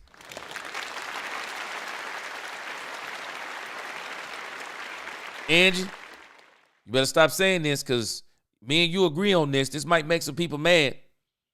Man, Jalen Tolbert wouldn't even be on this team no more. Jalen Tolbert, for me, would have been in free agency right now. I'd have cut. If I couldn't have traded him, I would have tried to trade him was what I would have did. I would have tried to trade Tolbert. But I'm telling you, Angie, I got Tolbert on notice. If I'm the Cowboys, I got Tolbert on notice right now. Tolbert, hey, guess what? You're playing for your job. Oh, this season? No. Training camp. You're playing for your job. I'm telling them straight up. You playing for your job, bro. This draft got too many good wide receivers in the front end and the back end. I'm going to get, I've already got it on my list. I'll put it back up in a moment. Man, I got 2 wide receivers in this thing. I do. Yes, sir. What up, Derek Jones? Derek D. Hawks, he said, bro, I look forward to our podcast. Oh, I'm sorry. I went back up to the top. I'm sorry. Yeah, I'm telling us. That boy Jalen Tolbert, yeah, he be gone for me. That boy Jalen Tolbert would be absolutely gone. I think he's overstayed his welcome. I would rather see what Ryan Flanoy is and guys like that. Robert Simmons says, if he don't get signed to where I would bring back Cooks and still draft a wide receiver. If Cooks come back, it also guarantees we're drafting a wide receiver in the first. Keenan Allen, not a speedster. I would keep Cook for my slot for that reason. If we keep Cooks, we're getting a wide receiver. Neo said, I think Shot is in Steven and Jerry ear right now. Yeah. You know what, Neo? This is one of the reasons why I am a little bit surprised that they haven't pulled the trigger on Keenan. I actually wonder what Matt Eberflus thinks about Keenan Allen. I'm a little bit surprised they hadn't pulled the trigger on him. I am. Cooks has similar stats to both Kupp and Allen for real. Now, the problem is with Brandon Cooks, they have got to use this dude better. They're not using him right. Sean Brown, man, I would love to have Amari Cooper back, but I don't think it's going to happen. There is some bad blood between him and the Cowboys. Ray Person, I like Cooks better than Tolbert. Oh, yeah, for sure. For sure. And I also want to see what Ryan Flanoy develop into. And I also think the Cowboys really want to see Jonathan Mingo with Dak Prescott. And the rumors are Mike Fisher, Bobby Belt, one of the contentions between Jerry and Mike McCarthy was Jonathan Mingo. Man, let me tell y'all if y'all don't realize it by now. This dude, Mike McCarthy, this dude was really pushing back on Jerry Jones more than we realize. He was pushing back on Jerry Jones way more than we realize. All these Trey Lance packages, these Jonathan Mingo packages. I think the cold hard facts is that Mike McCarthy wouldn't do them. He wouldn't do them. He wouldn't implement them. I think that's the cold hard facts. And him and Jerry were very contentious. Keenan Allen allows you to let Jonathan Mingo versus Ryan Flanoy in training camp. Boy, that's going to be a good battle. Because I'm really high on Flanoy. But I also want to see what Jonathan Mingo is. And Jonathan Mingo, the only thing about Jonathan Mingo, if he doesn't make it, he's just going to be another 4th-round draft pick wasted. Because the money they have tied up in Jonathan Mingo is nothing. I mean, it's nothing. But the investment as far as the 4th-round draft pick goes, man, you want him to be successful.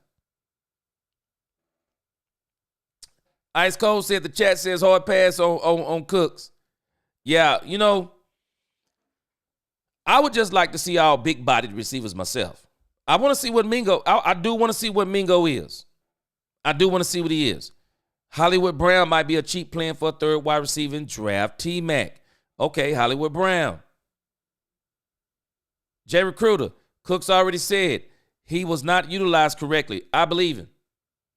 1,000% not utilized right. I agree with Angie. She said hit that like button. Don't all be the best. What's up? Allen would have had 1,100 yards and 10 touchdowns if Caleb didn't keep missing him. Woo, yeah. And, man, Caleb Williams lived on the ground. I'm surprised Caleb Williams made it out of the season. They almost killed that man in some of those games. Robert Simmons, I agree with you. All these moves Cowboys is doing is our coaching moves. Yeah, they're listening to him. Novel idea, isn't it? Luis Ortiz, he said he'll be way cheaper than both. But problem with that is if Cooks couldn't free CD from doubles, what makes you think Allen would? I think Allen would, because he's a little bit bigger receiver, just based on that. Yeah, Keenan Allen had 1,200 plus yards last season in 2023 with the Chargers. He's still good, and Dak is better than Caleb Williams. Man, I think Dak would go to work with Keenan Allen. I do. Kevin Howard, I'm loving what the Cowboys are doing right now, too. Keenan would be lethal in the slot. That's where I want him. Could you imagine Keenan Allen in the slot? Boy, that's crazy work right there. Boy, the slot corner would have his work cut out for him. Okay, Robert Simmons says draft Troy Horton in the third. Man, I hope they draft a wide receiver in the first. Allen is going to want way more than $10 million. Now, you know what? He may want it. I'm not sure he can get it. I'm not sure he can get it if I'm awake because he's been out there too long. Ultra Cowboy, please don't say it so, man. Please don't let it be so. Stephon Diggs, to me, is too much drama. Stephon Diggs is too much drama. I just couldn't imagine Stephon Diggs and Trayvon Diggs on the same team. Boy, that'd be tough for me, Ultra Cowboy. And Cowboys may stay away from him too, because I've already talked about this, Ultra Cowboy. Man, if you look at that Trayvon Diggs contract, I think the Cowboys are about to walk away from Trayvon Diggs. I believe this is Trayvon Diggs' last season. Cowboys, I believe the Cowboys are walking away from Trayvon Diggs. Unless Trayvon Diggs just come out and blow us away. Cowboys are walking away from Trayvon Diggs. Mills said Keenan Allen been nice. Looked at his stats. He can be a Hall of Famer, 6 Pro Bowls, almost 6 Pro Bowls, almost 1,000 catches, over 60 touchdowns. He still got some stuff left in the tank. I think he's got a lot left in the tank. Spider-Man, what's going on with you? He said we still have needs. The biggest needs for injury bug. Man. Hey, Spider-Man, that's the biggest thing. We got to get healthy. We got to get healthy. Now, I think we're going to get healthy, but we got to get healthy for sure. We got to get healthy. Iceberg, Ted McMillan, Matthew Golden, Emeka Ibuka. Let me put my chart back up. That's where I am too, Iceberg Slim. This is what I think enhances everything the Cowboys have done so far in free agency. I believe they need to go wide receiver in the first round, but I'm not going to be surprised if the Cowboys trade back and then try to get the wide receiver in the second and maybe the running back in the third, because maybe they get another 4th round draft pick and then they get another 4th round draft pick, and then they still may try to get an edge rusher. I got Jared Ivey and Jordan Birch. And then going to the 5th, I got the Cowboys going running back again. Damian Martinez, Marcus Young, or Bashul Tootin. I got a feeling that Bashul Tootin, after that 40 time, though, Bashul Tootin is going to probably go in the 3rd. Wide receiver. I also got wide receiver in the 5th round. I want the Cowboys to go 2 wide receivers. They may not do that if they get someone today, but if they don't, between now and the draft, I would still like for the Cowboys then to go 2 wide receivers also in the 5th round. It won't hurt my feelings, though, if they go cornerback in the 5th round, but I would love to see the Cowboys go double up on wide receivers and running backs. Dante Thornton, Jimmy Horn Jr. would bring a lot of versatility, but we also have to keep in mind the Cowboys see Kevontae Turpin. They see Kevontae Turpin as a 4th wide receiver. So wide receiver at that 5th spot could possibly be, they may just go and get 1 wide receiver and maybe bring in 1 or 2 as an undrafted free agent. But as far as the draft goes, maybe they only do 1 wide receiver. But I say this, if they're going 1 wide receiver, then go big. Go big or go home. If you go 1 wide receiver, get them at the top of the draft. Go big or go home. Don't go in no 3rd round getting wide receivers. If you only get 1, you get the best one on the board in the 1st round. That's where I am with the Cowboys on this. But again, I want them to double up if they can at wide receiver and double up at running back. I want them to get 2 running backs and start developing them, because these 1-year players, they're good, and hopefully some of them could turn into 2-year players. But you also want to start building and developing the players that are going to be here for 3 or 4 years, and start really building your team like that. Really start building your team like that with players who will be here more than 1 year. Ultra Cowboy, they were done with him. D-Law commented on being tired, did more damage to the locker room, just like Dak's pick 6. Hey, they were done with D-Law when he made that comment. Yeah, they were done with D-Law when he made that comment. There's no doubt about it. They were done with D-Law when he made that comment. But at the same time, Ultra Cowboy, let me just paint context again. Sometimes we need to be looking at context. We're talking about Dak Prescott and interceptions. I remember that game so vividly.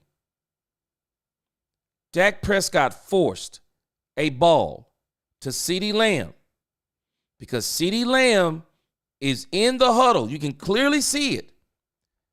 No one can calm him down. He wants the ball, but Dak Prescott is clearly reading the defense right. CeeDee Lamb isn't open. And Dak is reading it correctly. The problem is they had no one else that could get open. They had no one else that could get separation. Dak Prescott was in a rock and a hard place. And the Cowboys had played like that, Ultra, all season long. And I knew the devil was going to come to collect his pay. You live by one wide receiver, I promise you, you're dying by one wide receiver. You cannot in the playoffs. There is no way, when you're talking about the 8 best teams per conference, the best 8 or 9 teams per conference, you're not winning. You're just not winning. You're too easy to scheme against. You got one wide receiver, I'm going to take him away. You're too easy to scheme against. You can't run the ball, I'm going to pin my ears back and rush forward. You're too easy to scheme against. If you don't have any other wide receiver that can get separation, man, I'll even do you even dirtier. I'll put my number 2 cornerback. I'll put my number 2 cornerback and allow someone to double him or double CD with him. Man, I'll do you dirty. I'll put my number 1 cornerback on your number 2. You done then. You're done. If I double your number 1 wide receiver with my number 2 and a linebacker or a safety or another nickel corner, you done. You have no options because your number 1 ain't beating 2 and your number 2 ain't beating the 1. You done. I'll do you so dirty. And you got to ask yourself, who was Dak going to throw to? We saw CeeDee Lamb melt completely down. And the thing that I want Dak Prescott to get better at going forward, stop letting CeeDee Lamb make you throw him the ball. Man, you grab that dude by the shoulder pads like you did Dez Bryant in your rookie season, and you tell him, you get open or you won't get the ball. Period in the story. If you can't fight through double teams, if you can't be where you're supposed to be, if you can't be patient until we scheme you open, I won't look your way the whole day. Tell him.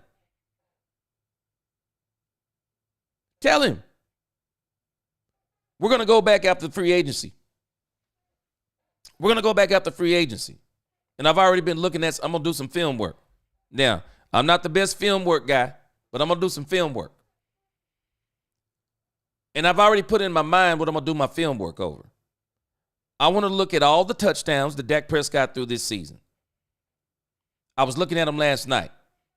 And for people who say that Dak Prescott can't throw with timing and can't throw with anticipation, when you look at the throws that Dak Prescott made, when you look at the touchdown throws that Dak Prescott made this season, incredible.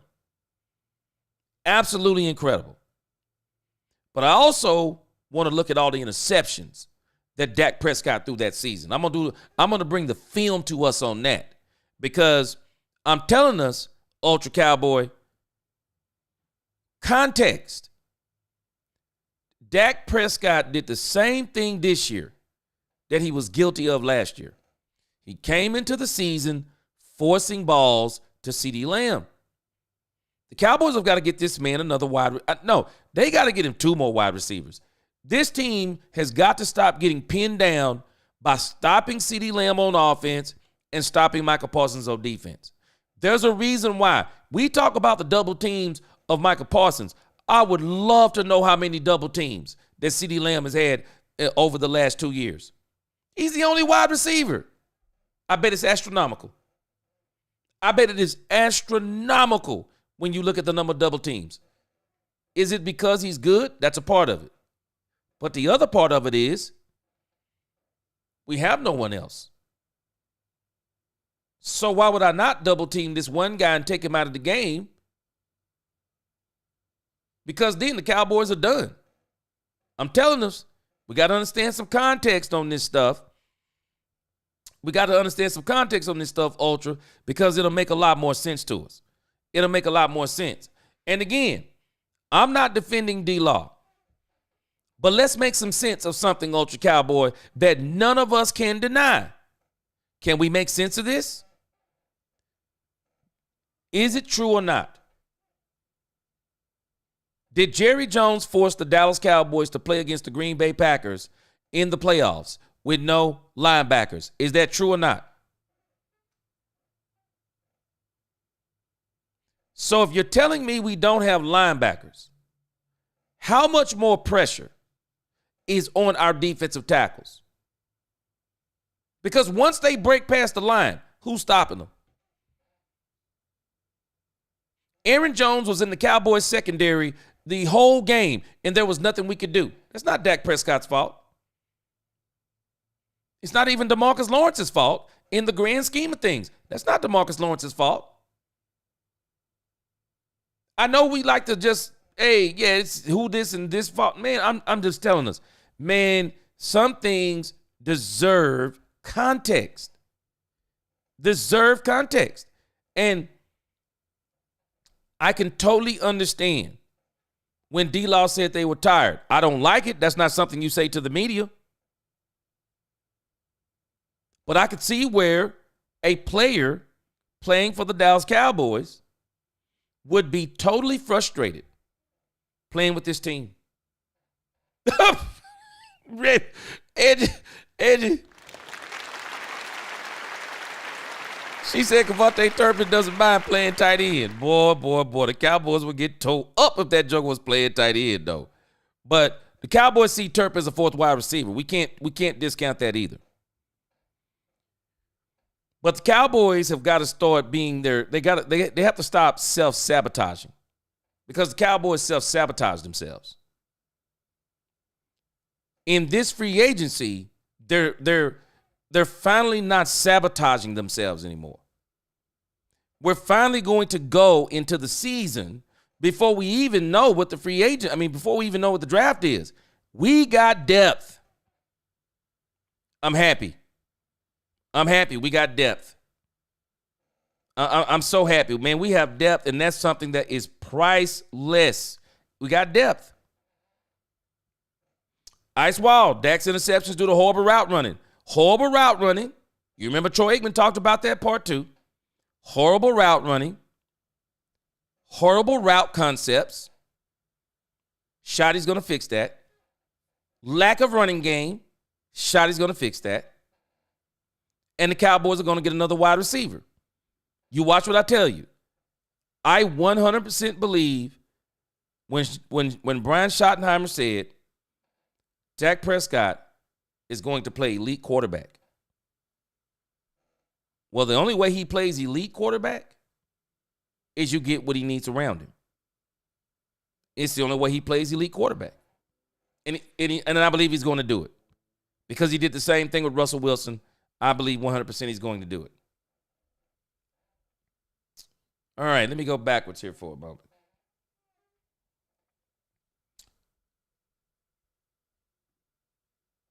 Now, as we look out here, there are still a couple of players. There is still some meat on the bone. There's still some meat on the bone. And I'm hoping that the Cowboys can work some of these deals out at the midnight hour. But there is absolutely still meat on the bone. There are still some players out here. Y'all tell me what you think. There are some players out here the Cowboys can still get to help their team. We like our guys. He said the kick return on the Commanders got Turpin that contract, bruh. Made one move and left them in the dust. Man, video game move. Video game move for sure. I don't think we're bringing in Amari Cooper. I would love for the Cowboys to bring in Asante Samuel. What cornerback past the third round would be better than Asante Samuel? I believe the Cowboys could get Asante Samuel cheap. What cornerback would be better than Asante Samuel? Man, I want the Cowboys to get Asante Samuel. I really do. It looks like offensive tackle. Let's see, not Cam Robinson. Someone mentioned Stephon Diggs. A little too much drama for me.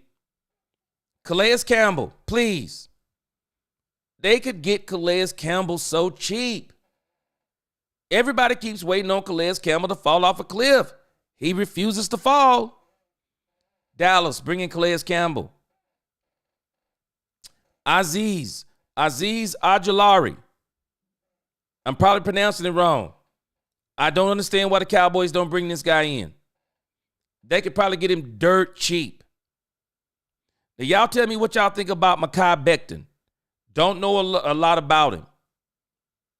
It says a mauler in the run game. Becton's career was reborn with the Eagles. With that skill set, will that skill set shine outside of Philadelphia? Cowboys could probably bring him in cheap. Mekhi Becton.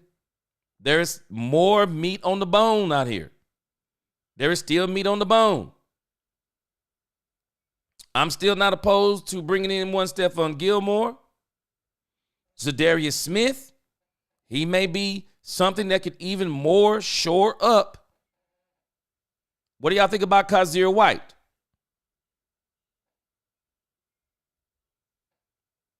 What do y'all think about Kazir White? There is still some meat on the bone out here. And, man, I know this has got to be a shock to Keenan Allen. This has got to be a shock to Keenan Allen that he is still out here. This has to be a shock. That's all I can tell you. It has to be a shock. But he's out there. There is still meat on the bone if the Cowboys want to go. And they don't even have Will Hernandez, of course. They don't even have him in the top 101. So the Cowboys could easily get also Will Hernandez. And I think they need to bring in Will Hernandez for insurance. Insurance and depth. Because I think he's going to challenge any and everybody on this Cowboys team. I really do. True Cowboy. I can tell you this, he better. Because if it's me, I got Jake Ferguson on the clock. I really do. I got Jake Ferguson on the clock. Now, Jake Ferguson, we're going to give him the benefit of the doubt. Injured last year, no Dak Prescott. We're going to give him the benefit of the doubt. But, boy, I got him on the clock. Michael Gallup wasn't fully healthy, running weird routes, caused some of Dak's interceptions. Michael Gallup should have never came back. Michael Gallup came back way too soon, and it cost him. It really did. Cool Breeze says CD is also a diva who becomes a basket case when he doesn't get touches. And teams know this. Teams know this, Cool Breeze. When teams get this kind of intel on you, well, what do we expect them to do? They're going to use it. If a team knows all they have to do is get inside of your head, well, their goal will be to get inside of your head. And CeeDee Lamb, and this is why I was also saying, I don't know if he was ready for a Devontae Adams type receiver. I don't know if he was ready for a Davante Adams type receiver. I know some people wanted Davante Adams. I wouldn't have cried if we got him. But I don't know if CeeDee Lamb was ready for Davante Adams. And I definitely don't think he was ready for DK Metcalf. I mean, you give Dak Prescott DK Metcalf, I don't even know if he'd be looking at CeeDee Lamb. CeeDee Lamb would probably be relegated to the number 2 receiver if DK Metcalf or Davante Adams is on the team. I'm just keeping it 100. I don't know if he can handle that kind of pressure. That's a lot of pressure. To have those type of running backs on your team, those type of wide receivers on your team, whew, boy, that would be tough. That would be tough. Boy, you talking about putting your ego in check. Man. D-Block, what up? Hey, man, they wasn't paying Cooper Kupp, man. Cowboys wasn't paying Cooper Kupp, D-Block. I still want to see what the contract is. Now, don't get me wrong. I wouldn't have minded them signing Cooper Kupp, but they were not signing Cooper Kupp.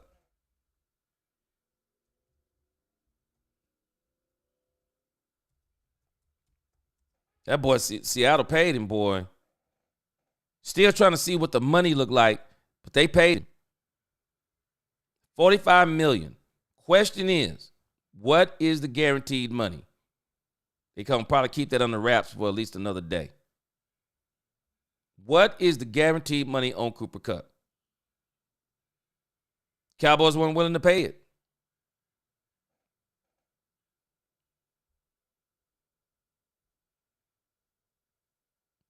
Yep.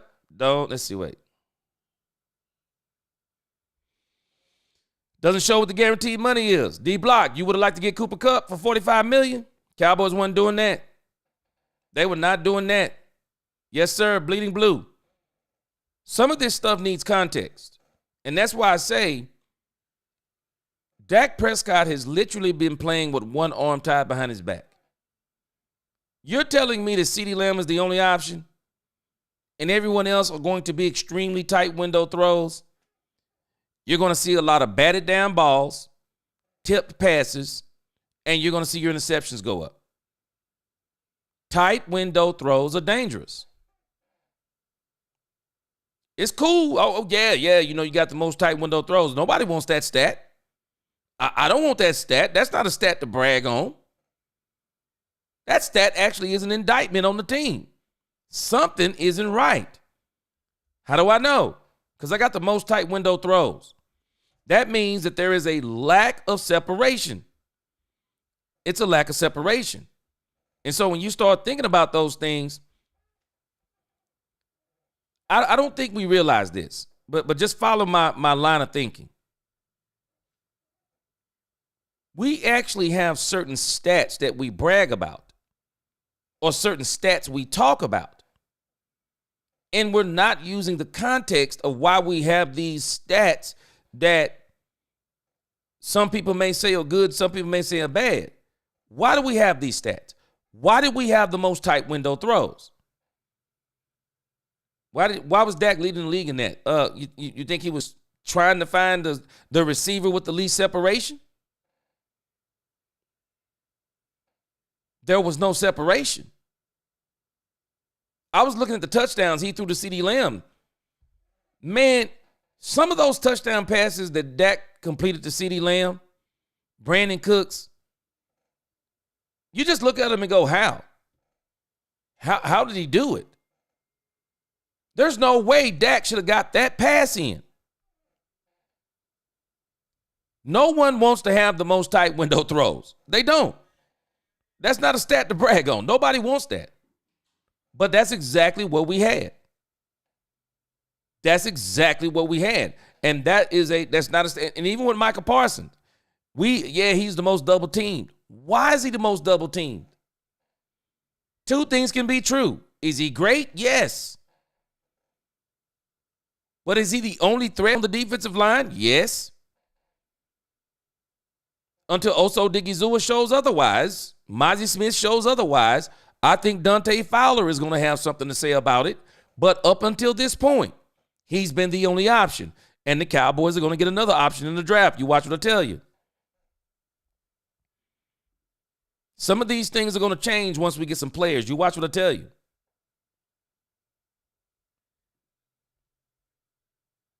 Don't be the best. He said, I don't want to pay tight ends or running backs big money contracts. Only way I do it is they're difference makers. Saquon Barkley, I would pay Saquon Barkley. Derrick Henry, I would pay Derrick Henry. I would definitely pay him. No doubt about it. I would definitely pay him. Yeah, I would definitely pay him. But again, let's go over here. I was listening this morning to listening to one Matty Dubs. I've been using Matty Dubs quite a bit. Y'all make sure y'all give Matty Dubs a shout out. Matty Dubs said he was a little bit confused. Also, Matty Dubs said he was a little bit confused on the Miles Sanders. And he did a little bit of film work on him. Now, I've heard some of the things that people have said about Miles Sanders, and he kind of got lost in the sauce. And I could totally understand that part too. Let me see here. All right, so he's got a couple of these in a row. Let's check him out.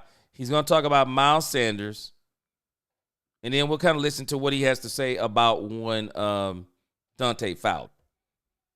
But again, Dante Fowler is absolute, man, I'm telling you, the Dante Fowler pick to me is absolute fire. I absolutely love it. 5 yards, 2 rushing touchdowns, but only averaged 3.7 yards per carry.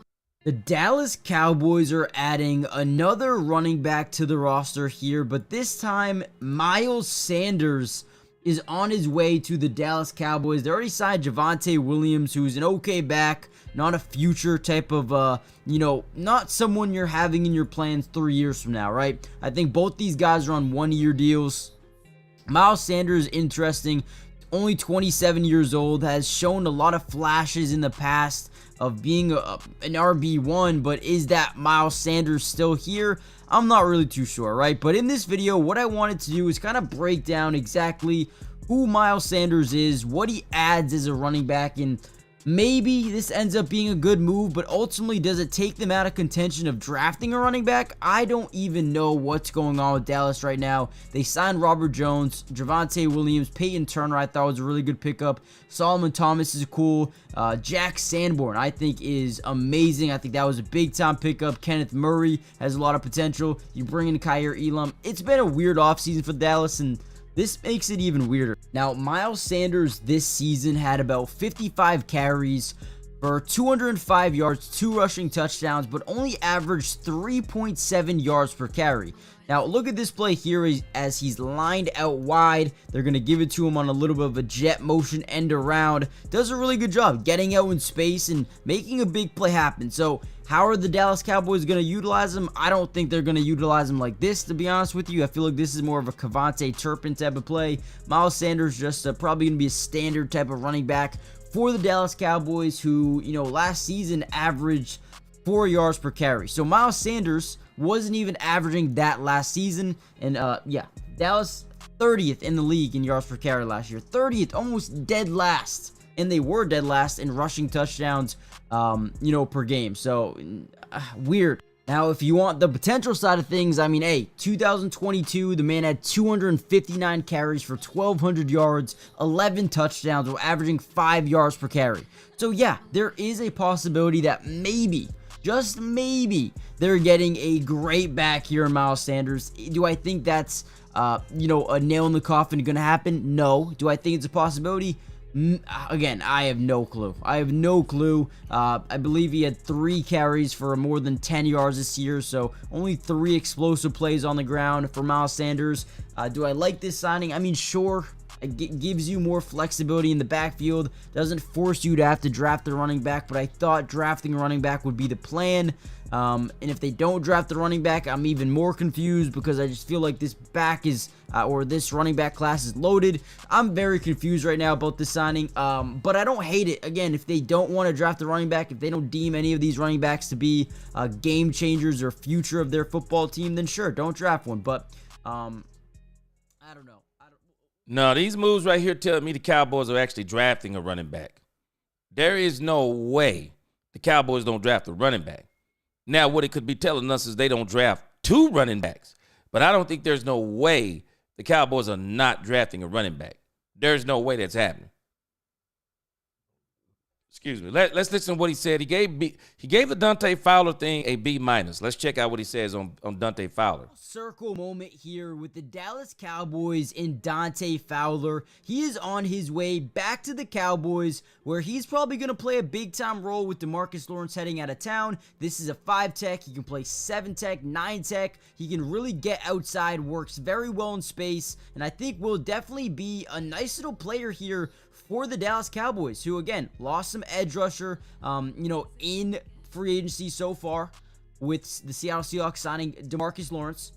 Again, Dante Fowler is interesting to me because he's coming off a really good year where he did a good job getting pressure to the quarterback. Had 44 total pressures this season, which is actually incredible. And what I wanted to do for you guys was break down what you're getting. Obviously, you know who Dante Fowler is, but I want to show you what he did this season, right? So before we dive into the video, do me a big favor, comment down below a letter grade for the Cowboys offseason thus far. I just dropped the video breaking down some of the most underrated signings, so you guys can go check that out. More importantly, hit the like button, subscribe. Let's dive into Dante Fowler. All right, so here's another really good play by Dante. You're going to see him top of the screen. Outside of that right tackle again, give him space. This man can really do good things with space. He had 11 sacks this year according to PFF, which I believe they count a half a sack as a full sack according to PFF. Look at this move. First of all, you're going to see him push back this right tackle about 3 yards, and then he's going to swim move, use that speed to fight around that edge. Beautiful job. Gets very low, makes it hard to block him. Look how low he gets here. Look at this. Beautiful job. Goes right by him and then sacks one of the most elusive quarterbacks in the league in Lamar Jackson. Now, the one downside to Dante Fowler, very bad on run defense, man. This guy is going to not make you look great versus the run, and that's just something that he's done for a while now, has not been productive in that area. Now, he has shown signs of being okay in the run game, but can he do it consistently? I don't know. That's the major issue, at least for me. And then here's another play. Dante Fowler again. Off that C gap, goes right. I mean, look at the effort level here. Ultimately gets back up, continues to work, and ends up getting another sack on Lamar Jackson. Look at him try. Now, I was just showing you this because I thought it was kind of crazy, but tries to go under or through the legs of this right tackle. Ultimately gets back up and continues to make the sack, right? I mean, I love the work ethic, the high motor. Now, is this going to be a championship signing? No. I mean, I like Dante Fowler. Does he add depth? Yes. You add Peyton Turner, right? That's cool. But you need more of a veteran guy to come in here and work, right? If Sam Williams isn't ready to go, if Peyton Turner's not ready to go, at least you have someone that can be productive when it comes to getting to the quarterback. So yes, I like this signing. Do I think it's game-changing? Not necessarily. All right, one last play I'll show you guys. We're basically going to get a full slide of this defensive line inward or outward, I guess you could say. And then we're going to reach the point of attack and bend around to the A-gap. Dante Fowler has got a good combination of speed and quickness off an edge or through the A-gap. Gets a sack on Russell Wilson. So ultimately, I like the signing. I like the veteran presence. I like the ability to maybe mentor a guy like Peyton Turner, right? With his Dante Fowler is going to be great. Dante Fowler is going to be absolutely great for the Cowboys. Dante Fowler is, man, and I would dare say, y'all tell me what you think. Dante Fowler, to me, is a better pass rusher. Dante Fowler is a better pass rusher than one D-Law. Now, we'll see what happens in the run. We're going to depend on our coaches to help put us in the right position for that. But Dante Fowler, man. Dante Fowler is going to be great. I'm excited about Dante Fowler. I think he's going to bring a lot to the Cowboys. I think he'll be great for the young guys. Dante Fowler is going to be great all the way around.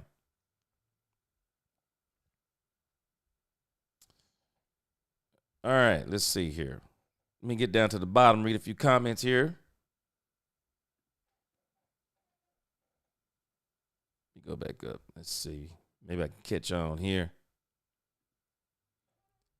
Yeah, Matty Duck. Now, he did say, though, hey, Ratio, he did say he questioned the Miles Sanders one.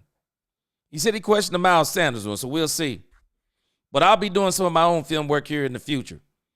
Like I said, I won't be breaking it down maybe like some of the ex-pro athletes or anything like that. But we can look at, I got a new app. I'll share it with you guys once I kind of test it out for some of you guys who want to do some of this same type of stuff. I got an app that I'm going to purchase here in the next couple of days and see how it actually works. Then I'll share it with you guys if you want to do some of this type of stuff yourself. It's pretty easy to do.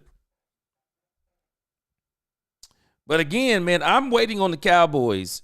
I want to hear Asante Samuel. I want to hear Aziz. I want to hear, I will not mind hearing Keenan Allen. I would love to see those three players. And again, the Cowboys have been going for some players. I just think that these players that they're going after, I just think the Cowboys are saying they're out of the budget. We like our guys. Well, we have to understand that Dak, if he gets two wide receivers, he will be able to win in the playoffs. And it's not just the wide receivers.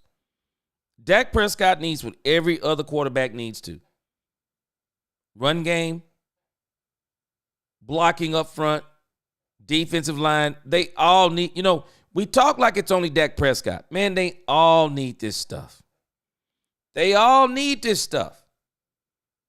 They all, ask any of them, hey, would you rather have a run game or just be in the shotgun all day long? I'd like a run game.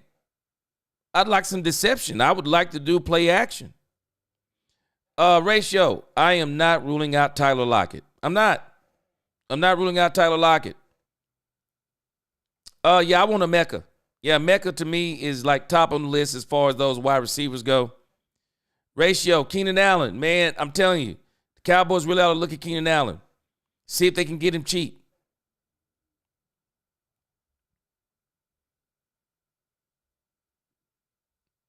Alien Vulcan, he said, love everything so far.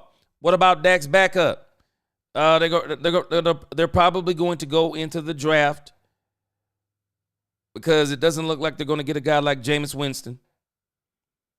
Jameis Winston is a prolific quarterback. The only problem with Jameis Winston, anything past 3 games, man, Jameis Winston, woo. Jameis Winston. Hey, Bleeding Blue. And we got quite a few of them that are former first-round picks. That's good, too. That's good, too. That is very good. Red zone. Red zone was terrible. A running back and a wide receiver like a Ted McMillan would definitely help with that, Sean. Would definitely help with that. Yeah, I'm hoping that we hear Keenan Allen tonight. Yeah, I'm hoping I hear Keenan Allen tonight, sure. Louis Ortiz, I think we draft 2 anyway and let them all fight it out. Yeah, I want 2 wide receivers, 2 running backs. And let some of these running backs be the odd man out. Let them be the odd man out. The one thing we got to stop doing, bringing in people and saying, this is who the starter going to be. Some of these positions, man, let them fight it out. Let them fight it out. Don't just go and pencil in the offensive line right now. No, let's see what happens in training camp. Let's see what happens. Let these guys battle it out. Let them battle it out for sure. Robert Simmons, appreciate that super chat.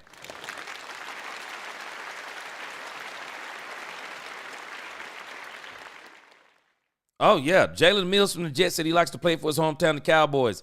I would bring him in and play safety. Yeah. Give him an opportunity. I definitely wouldn't be opposed to it. Because, again, Robert Simmons, we got to start living life like Trayvon Diggs is not coming back. The Cowboys got to start living life like Trayvon Diggs is not coming back. And if Trayvon Diggs comes back and he's good, we want them problems. We actually want those problems. We want problems of having multiple good players.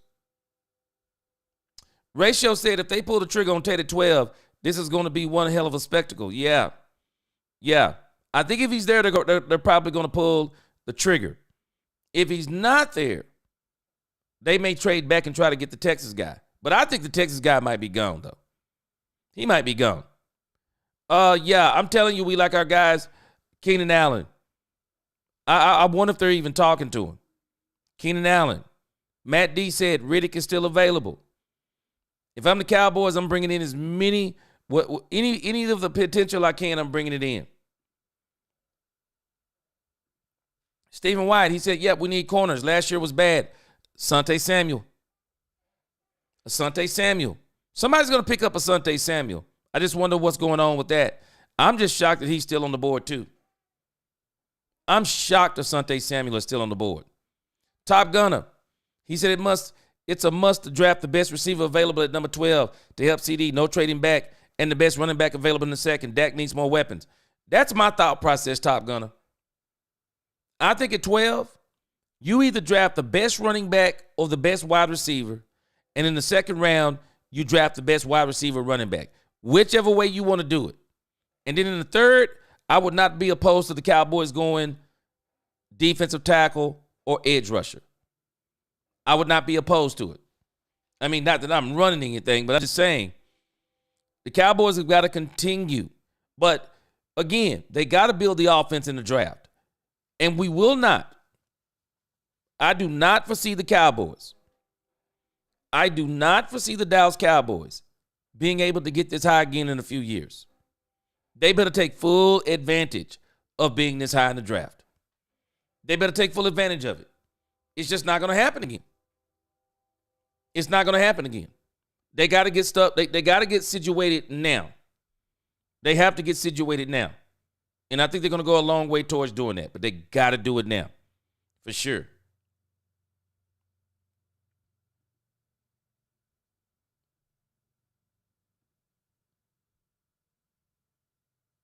Yeah, Nicole, that's really the goal too. Rushing 4 down linemen.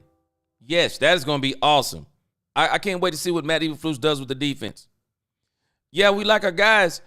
There's an issue between the Cowboys and one Amari Cooper, but I wish they could patch that up and bring him back. I would. Stephen White says, bring in Tyler Warren.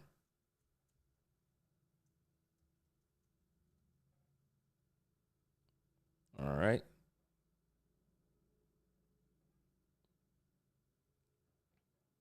Tyler Warren. Okay, I see you. Oh, okay, tight end. All right. Man, I can tell you now, a lot of people want to give Ferg and Schoon another opportunity. Man, if I'm the Cowboys, I'd be trying to bring in some competition for them. I mean, we basically just told Ferg he's the man. Ferg needs some competition. He really does. Ferg needs some competition. Ferg ain't quite right to me. Aggie Pride for life. He said we would draft a receiver, but as far as the veterans and free agency, which one will team need to account for or worry about? The only possibility I see left, Aggie Pride, welcome to the show. The only one I see left is Keenan Allen. I mean, he's not the only one left, but if you're talking about the top 101, Keenan Allen is who's left. Let me see. Let's do another list.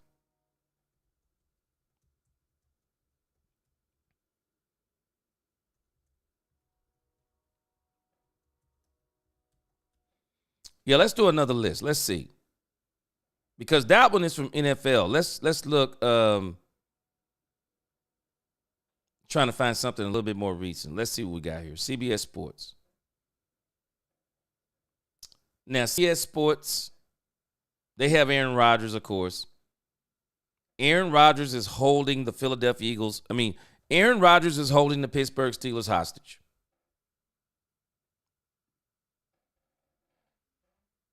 They done went and got Rudolph back up in here. He's holding them hostage. Okay. Tyler Conklin tight end. Joe Noteboom is out there. Mekhi Becton, he's out there. David Andrews. Edge rusher, Zadarius Smith. Defensive tackle, Lakai Fotu. Anybody know anything about him? You know what? This is a guy I'm surprised the Cowboys have not brought back in. I'm wondering if the Cowboys are going to bring back Eric Kendricks.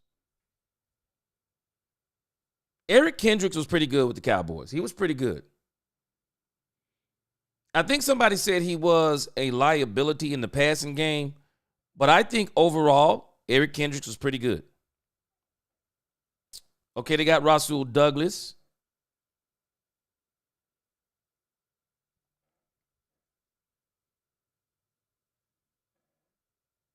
Marcus Williams.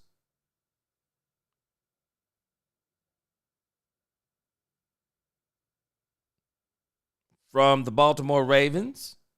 And that's kind of what they have. That's kind of what they have.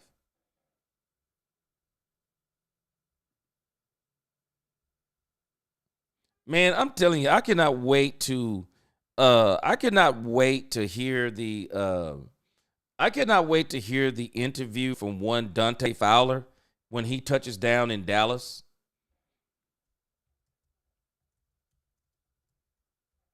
They do have a couple of them. Let's listen to a couple of interviews before we get out of here.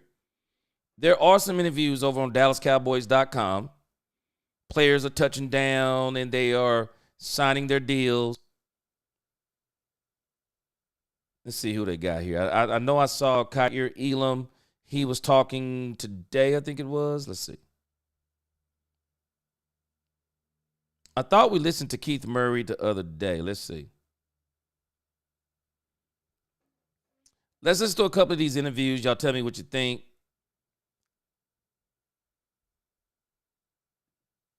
Kyer Elam. I really hope this kid, Kyer Elam, turns out really good for the Cowboys. I hope he turns out to be a keeper.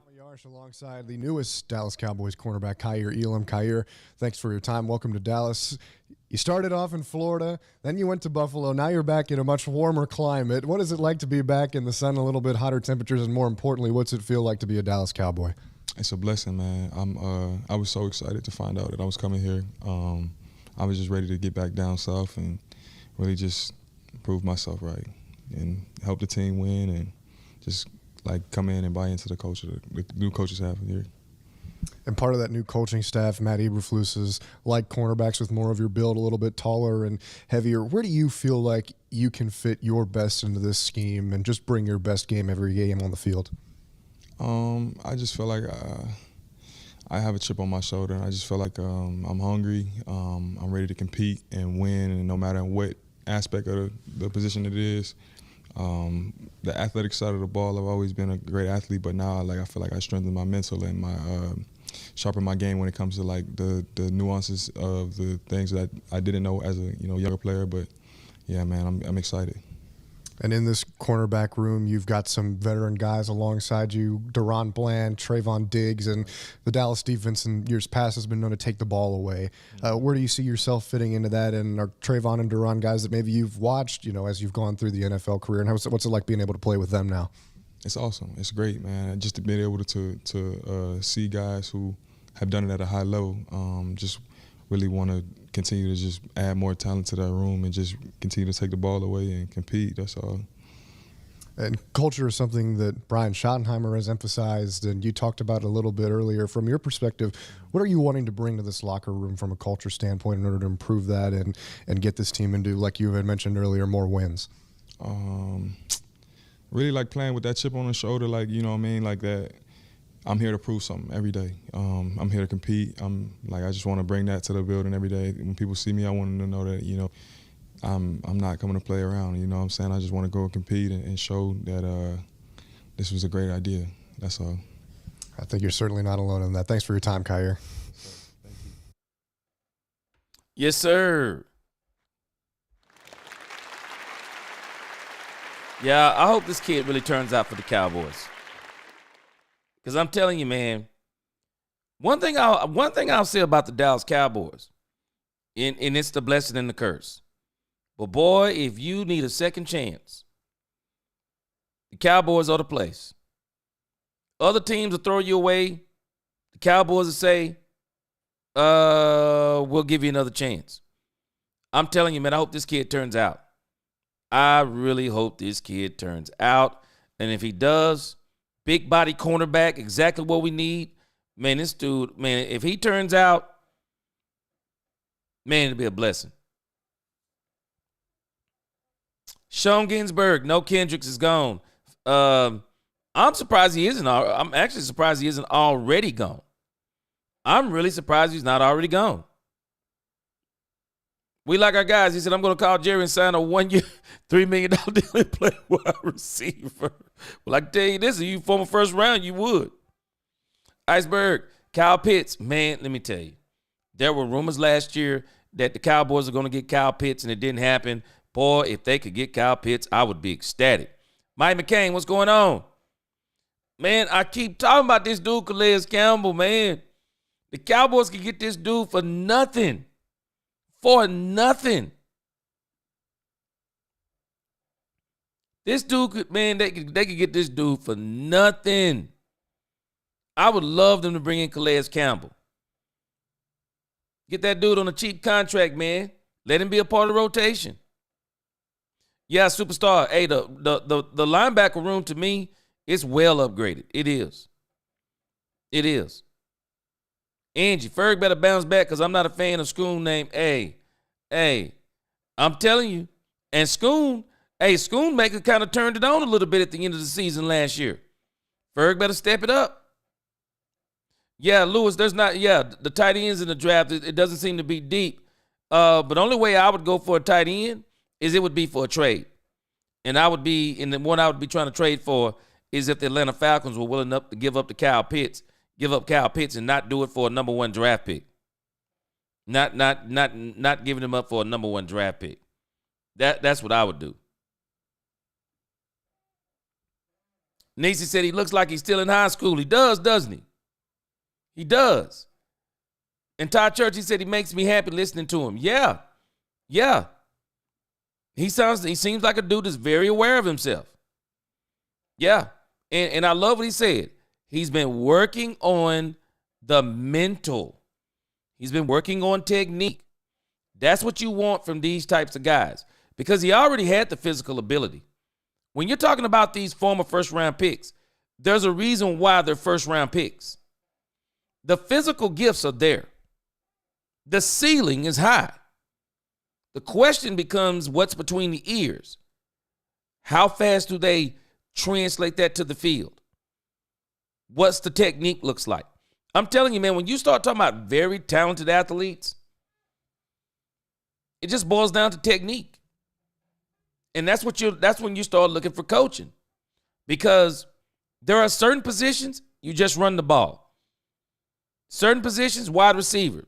Dez Bryant, they did him a disservice. All they turned him into was a jump ball specialist. But Dez Bryant could have been, if they would have worked with Dez Bryant more, I believe Dez Bryant could have been one of the best route runners in the NFL. That's not what they did with Dez Bryant. Slants, jump balls. Slants, jump balls, corner routes. That was Dez. And then when it was time for Dez to go somewhere else, well, what else had he worked on? Everybody don't have the quarterback that can just throw jump balls or corner routes that doesn't work into everybody's scheme. And the older you get, the better your technique needs to get. You got to really get in there and get something between those ears. Because athletic ability, Father Time is undefeated. I don't care who you are. Father Time is undefeated. Let's check out Solomon Thomas. Tommy Yarsh here alongside the newest Dallas Cowboy, Solomon Thomas. Solomon, you grew up not too far from here. You're a Coppell Cowboy graduate. Now you're a Dallas Cowboy. How does this feel? It's amazing. It's truly a dream come true, playing in Coppell, being raised in Dallas area, and now getting to play in my hometown in front of people I love, my family, friends, close ones. So, I feel at home. It's a dream come true, and I can't wait to put on that star and win games here and to bring championship here. You worked with new Cowboys defensive line coach Aaron White-Cotton during your time with the New York Jets. Now you get to be with him here again. How much are you looking forward to being back with Coach White-Cotton, and what are you looking forward to in terms of working with him again? What can Cowboys fans expect from coaching here the defensive line? I've been very blessed to work with Coach White-Cotton. I got there his second year as a defensive line coach of the Jets, and just to see his growth the last 3 years has been insane. He's become one of the best D-line coaches in the league. You can look at the stats, see how he's produced, how his players have played, the guys who have gotten paid, and so he's just so good at letting guys play their own game, and he's good at pushing us and taking us to a next level. He sets a standard that we can't ever bend or waver against. So, you're getting a coach who's always going to give your all. He's intense, and he loves his players, and his players love him back. So I'm so excited to be back with Coach White-Cotton and be a Cowboy. You mentioned him getting the best out of his players. You've kind of been utilized in a lot of different ways, lining up inside, outside. Where do you feel like you can thrive at your best in this scheme with Coach White-Cotton and Matt Eberflus? I just love the scheme. The scheme turns off the brain. You just let the body play. It's an attack front, so you go attack every play. It's violence, it's effort, it's passion. That's what this front's about. So I feel like the scheme is best for me, best for my game, because I like to play fast. I like to be decisive. I like to be violent, and I like to play with a high effort. So we're running to the ball every play, setting a standard of a team excellence and effort. So I can't wait to bring that here and be the best player I can be for the Cowboys. Last one for you. You co-founded the defensive line. It's an awesome organization that's helping with trying to end youth suicide, specifically with people of color. And one of those co-partners with you is Cowboys quarterback Dak Prescott. Now you guys get to play together. What is that like, and how good has Dak been for you throughout this process? And now that you get to be with him, how much do you look forward to continuing to build that forward? I'm super excited. I'm super thankful for Dak and his foundation, Faith Fight Finish.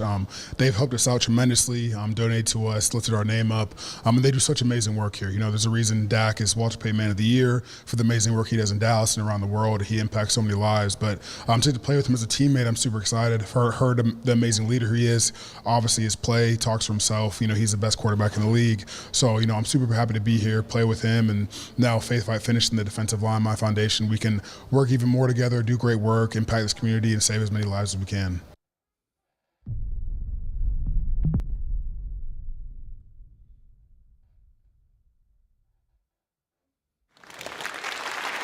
Whoa. One, I was about to say that him and Dak Prescott look like cousins. Number two, this man said Dak Prescott is the best quarterback in the league. I love it. That's somebody who believes in their quarterback. I love it. Now, some of us are not going to agree, but the man said what he said. Best quarterback in the league. All right. Sean Ginsberg said Dez was my boy. They stole his best skill set from him. Mingo plays like him. Watch with Dak. Yeah, man, and I'm telling you, Dez was so much raw talent.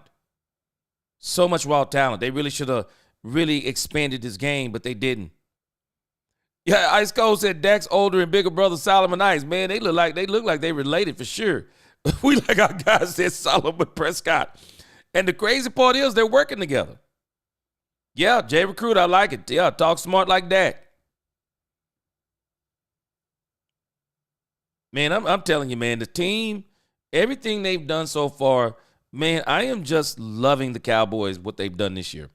And I was saying this early on.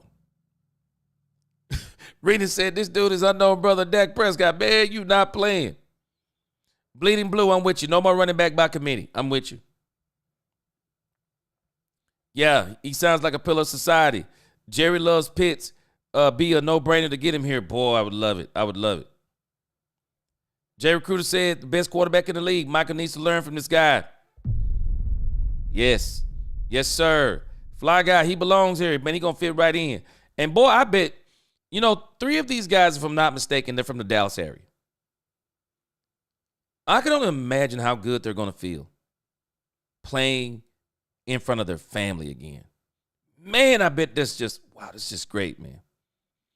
We like our guys. He said, hell no, not the best. Well, you signed him, Steven. That's what your avatar is, so you signed him. And you said we like our guys. You should be agreeing. Nisi said he said what he said. And Aaron Rodgers was his quarterback. Woo, yeah.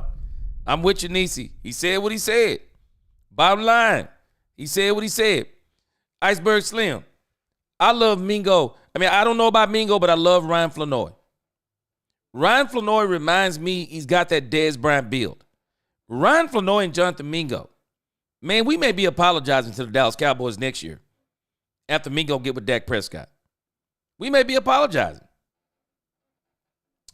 Them KJs, we need separation from our wide receivers.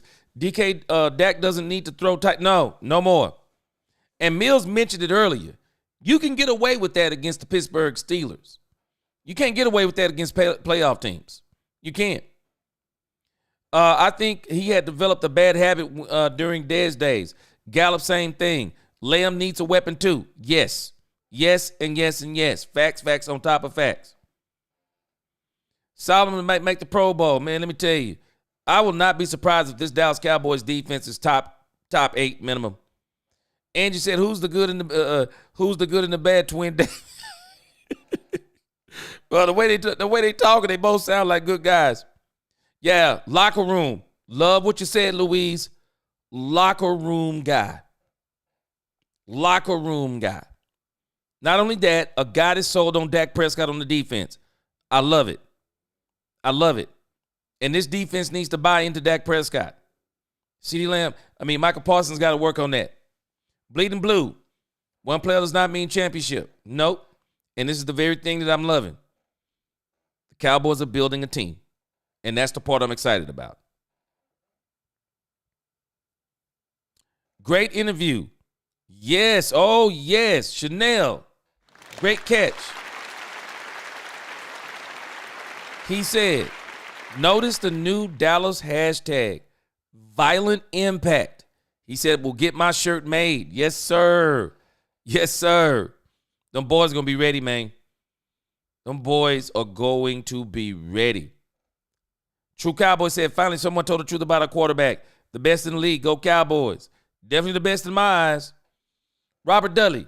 Dez was talent, but vet skills was not there. And the reason is, Robert, you think about what the Cowboys did. I remember they were talking about this right towards the end of his career. Right towards the end of his career. They were talking about, and they were really doing this to Dez on his way out the door. The Cowboys were doing some dirty work on Dez. They were saying he couldn't run routes. And then all of a sudden, the wide receivers coach came into question because he wasn't working with the wide receivers or Dez Bryant on none of that stuff. And so Dez Bryant was all raw talent. And as he got older, he needed those skills that they never worked on him with. But boy, let me tell y'all something. Y'all remember who told you? Dez Bryant's son? Beast mode. Dez Bryant's son is beast mode. Hands, quickness, speed, route running. Remember who told you? Dez Bryant's son is beast mode. He's got him working on stuff that he didn't.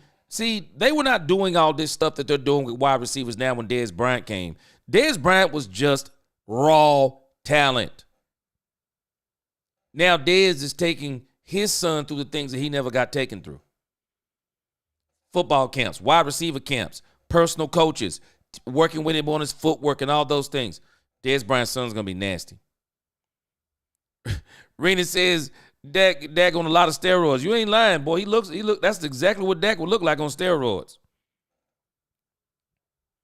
Yes, sir. Lil D texts, hey, ask Mahomes what would happen without blocking in the playoffs. Man. No cap.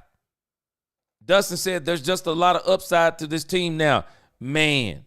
And again, we got the number one thing. And I shouldn't say the number one thing. I think the number one thing that hampered us last year, our ownership and the coaches were not aligned. It is blatantly obvious. I said it earlier in the season when I first started this channel.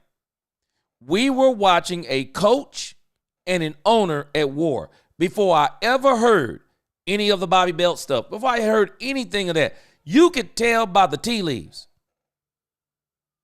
Whenever Mike McCarthy was talking about we, he was talking about Jerry.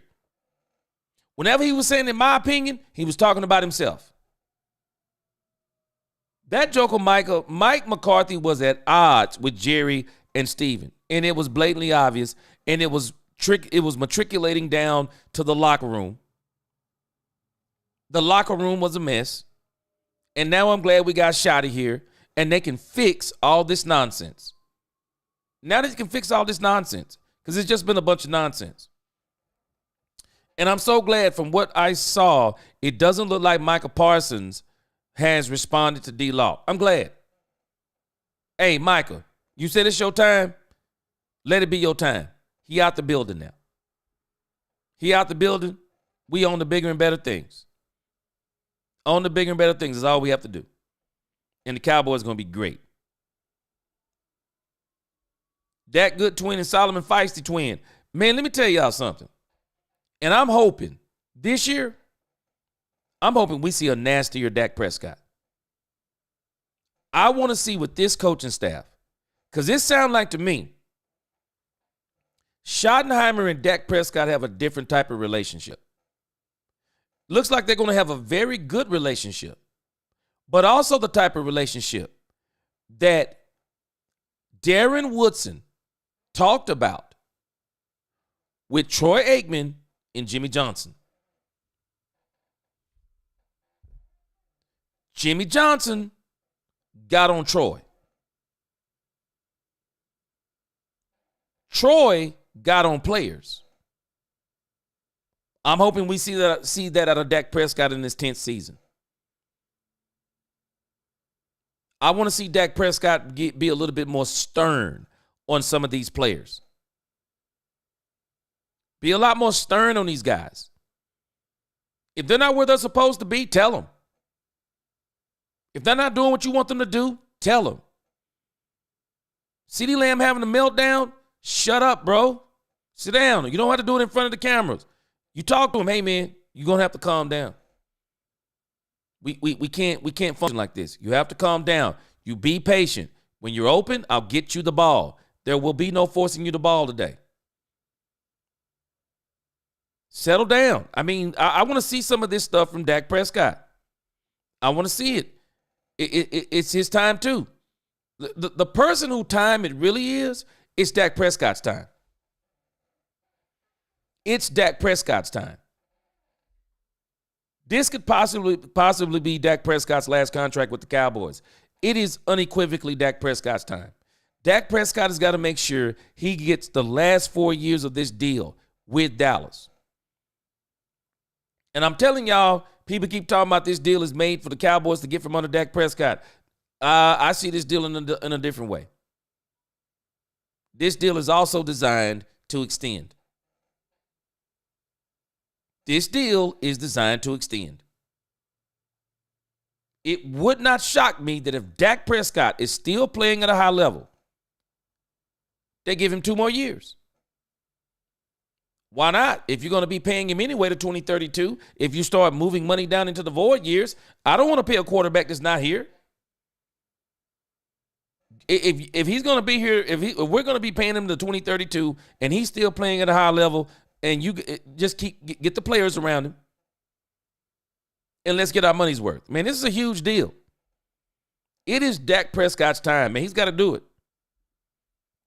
He's got to do his thing. There's no doubt about it. But again, yes, sir.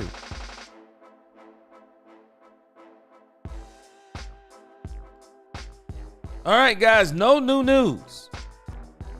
No new news for the Cowboys. I was expecting that there was going to be a possibility that we were going to get Cooper Kupp. But again,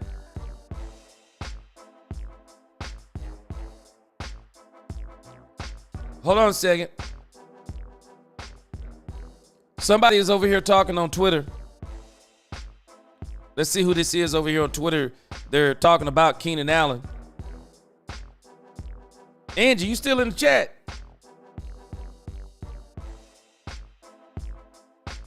You know who this is right here?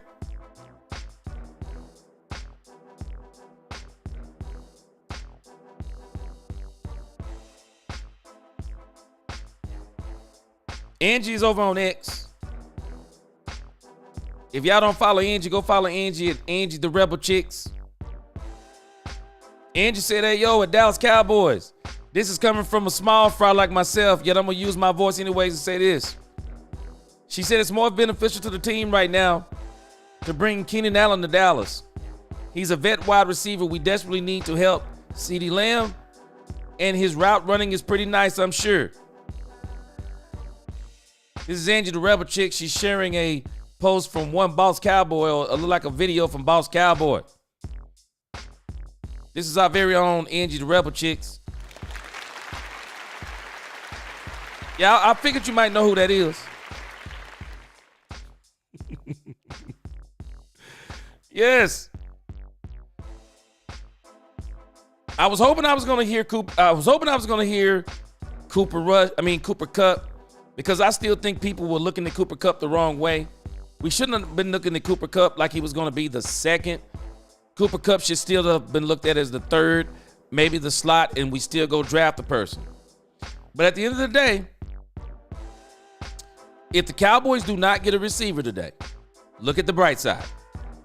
That means top of the draft, the first pick is going to be a wide receiver. Wide receiver. And I believe the second pick is going to be running back. I don't think Javonte Williams nor Miles Sanders is nullifying the Cowboys getting a running back. They're going to get a running back. Big Pat 56, what's going on? I love that cowboy helmet you got hanging there. Yeah, I believe that Keenan Allen has a whole lot left in the tank. Whole lot left in the tank for sure. Darth Dak, team, I am your quarterback. Boy, I love that, Chanel. Oh, I love that right there. I am your quarterback. Man, Dak got to tell him, man. Dak got to tell him, Chanel. And I think that Schottenheimer is going to empower Dak Prescott. Schottenheimer is going to empower one Dak Prescott. We like our guys. Let me tell you something. I don't think he wanted him that bad. I don't. Sean Ginsberg, Keenan Allen is big money, not going to happen. Easy stuff. What would we be willing to pay Keenan Allen? Keenan Allen, I would be willing to go to $10 million a year for 2 years, $20 million. $15 million guaranteed, somewhere in there. If I was the Cowboys, I'd be willing to go for it.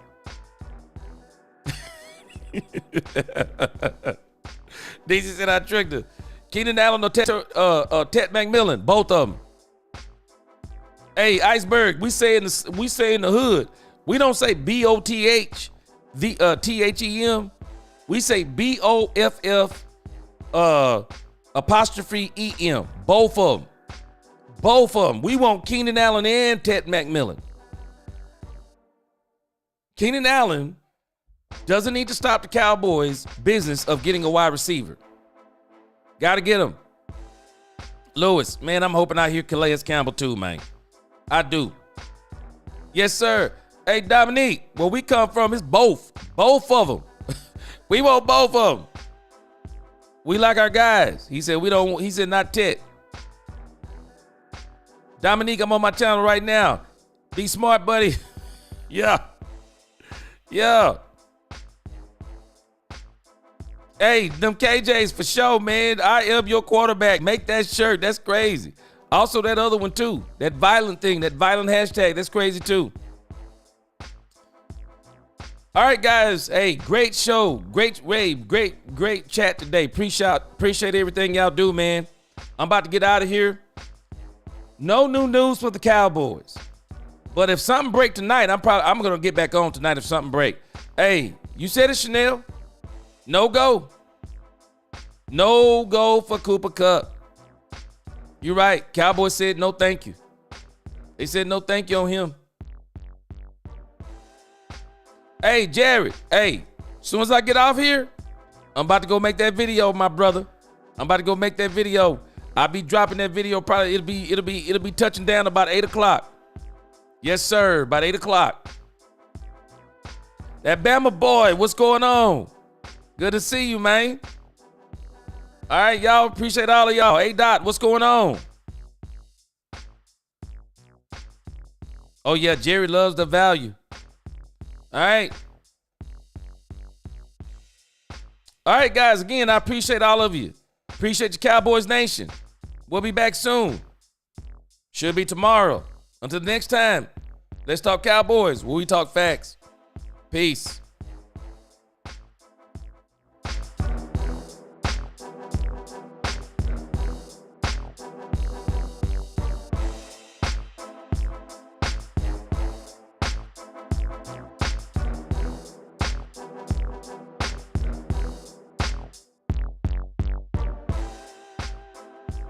Robert Simmons, appreciate that super chat. I didn't see it.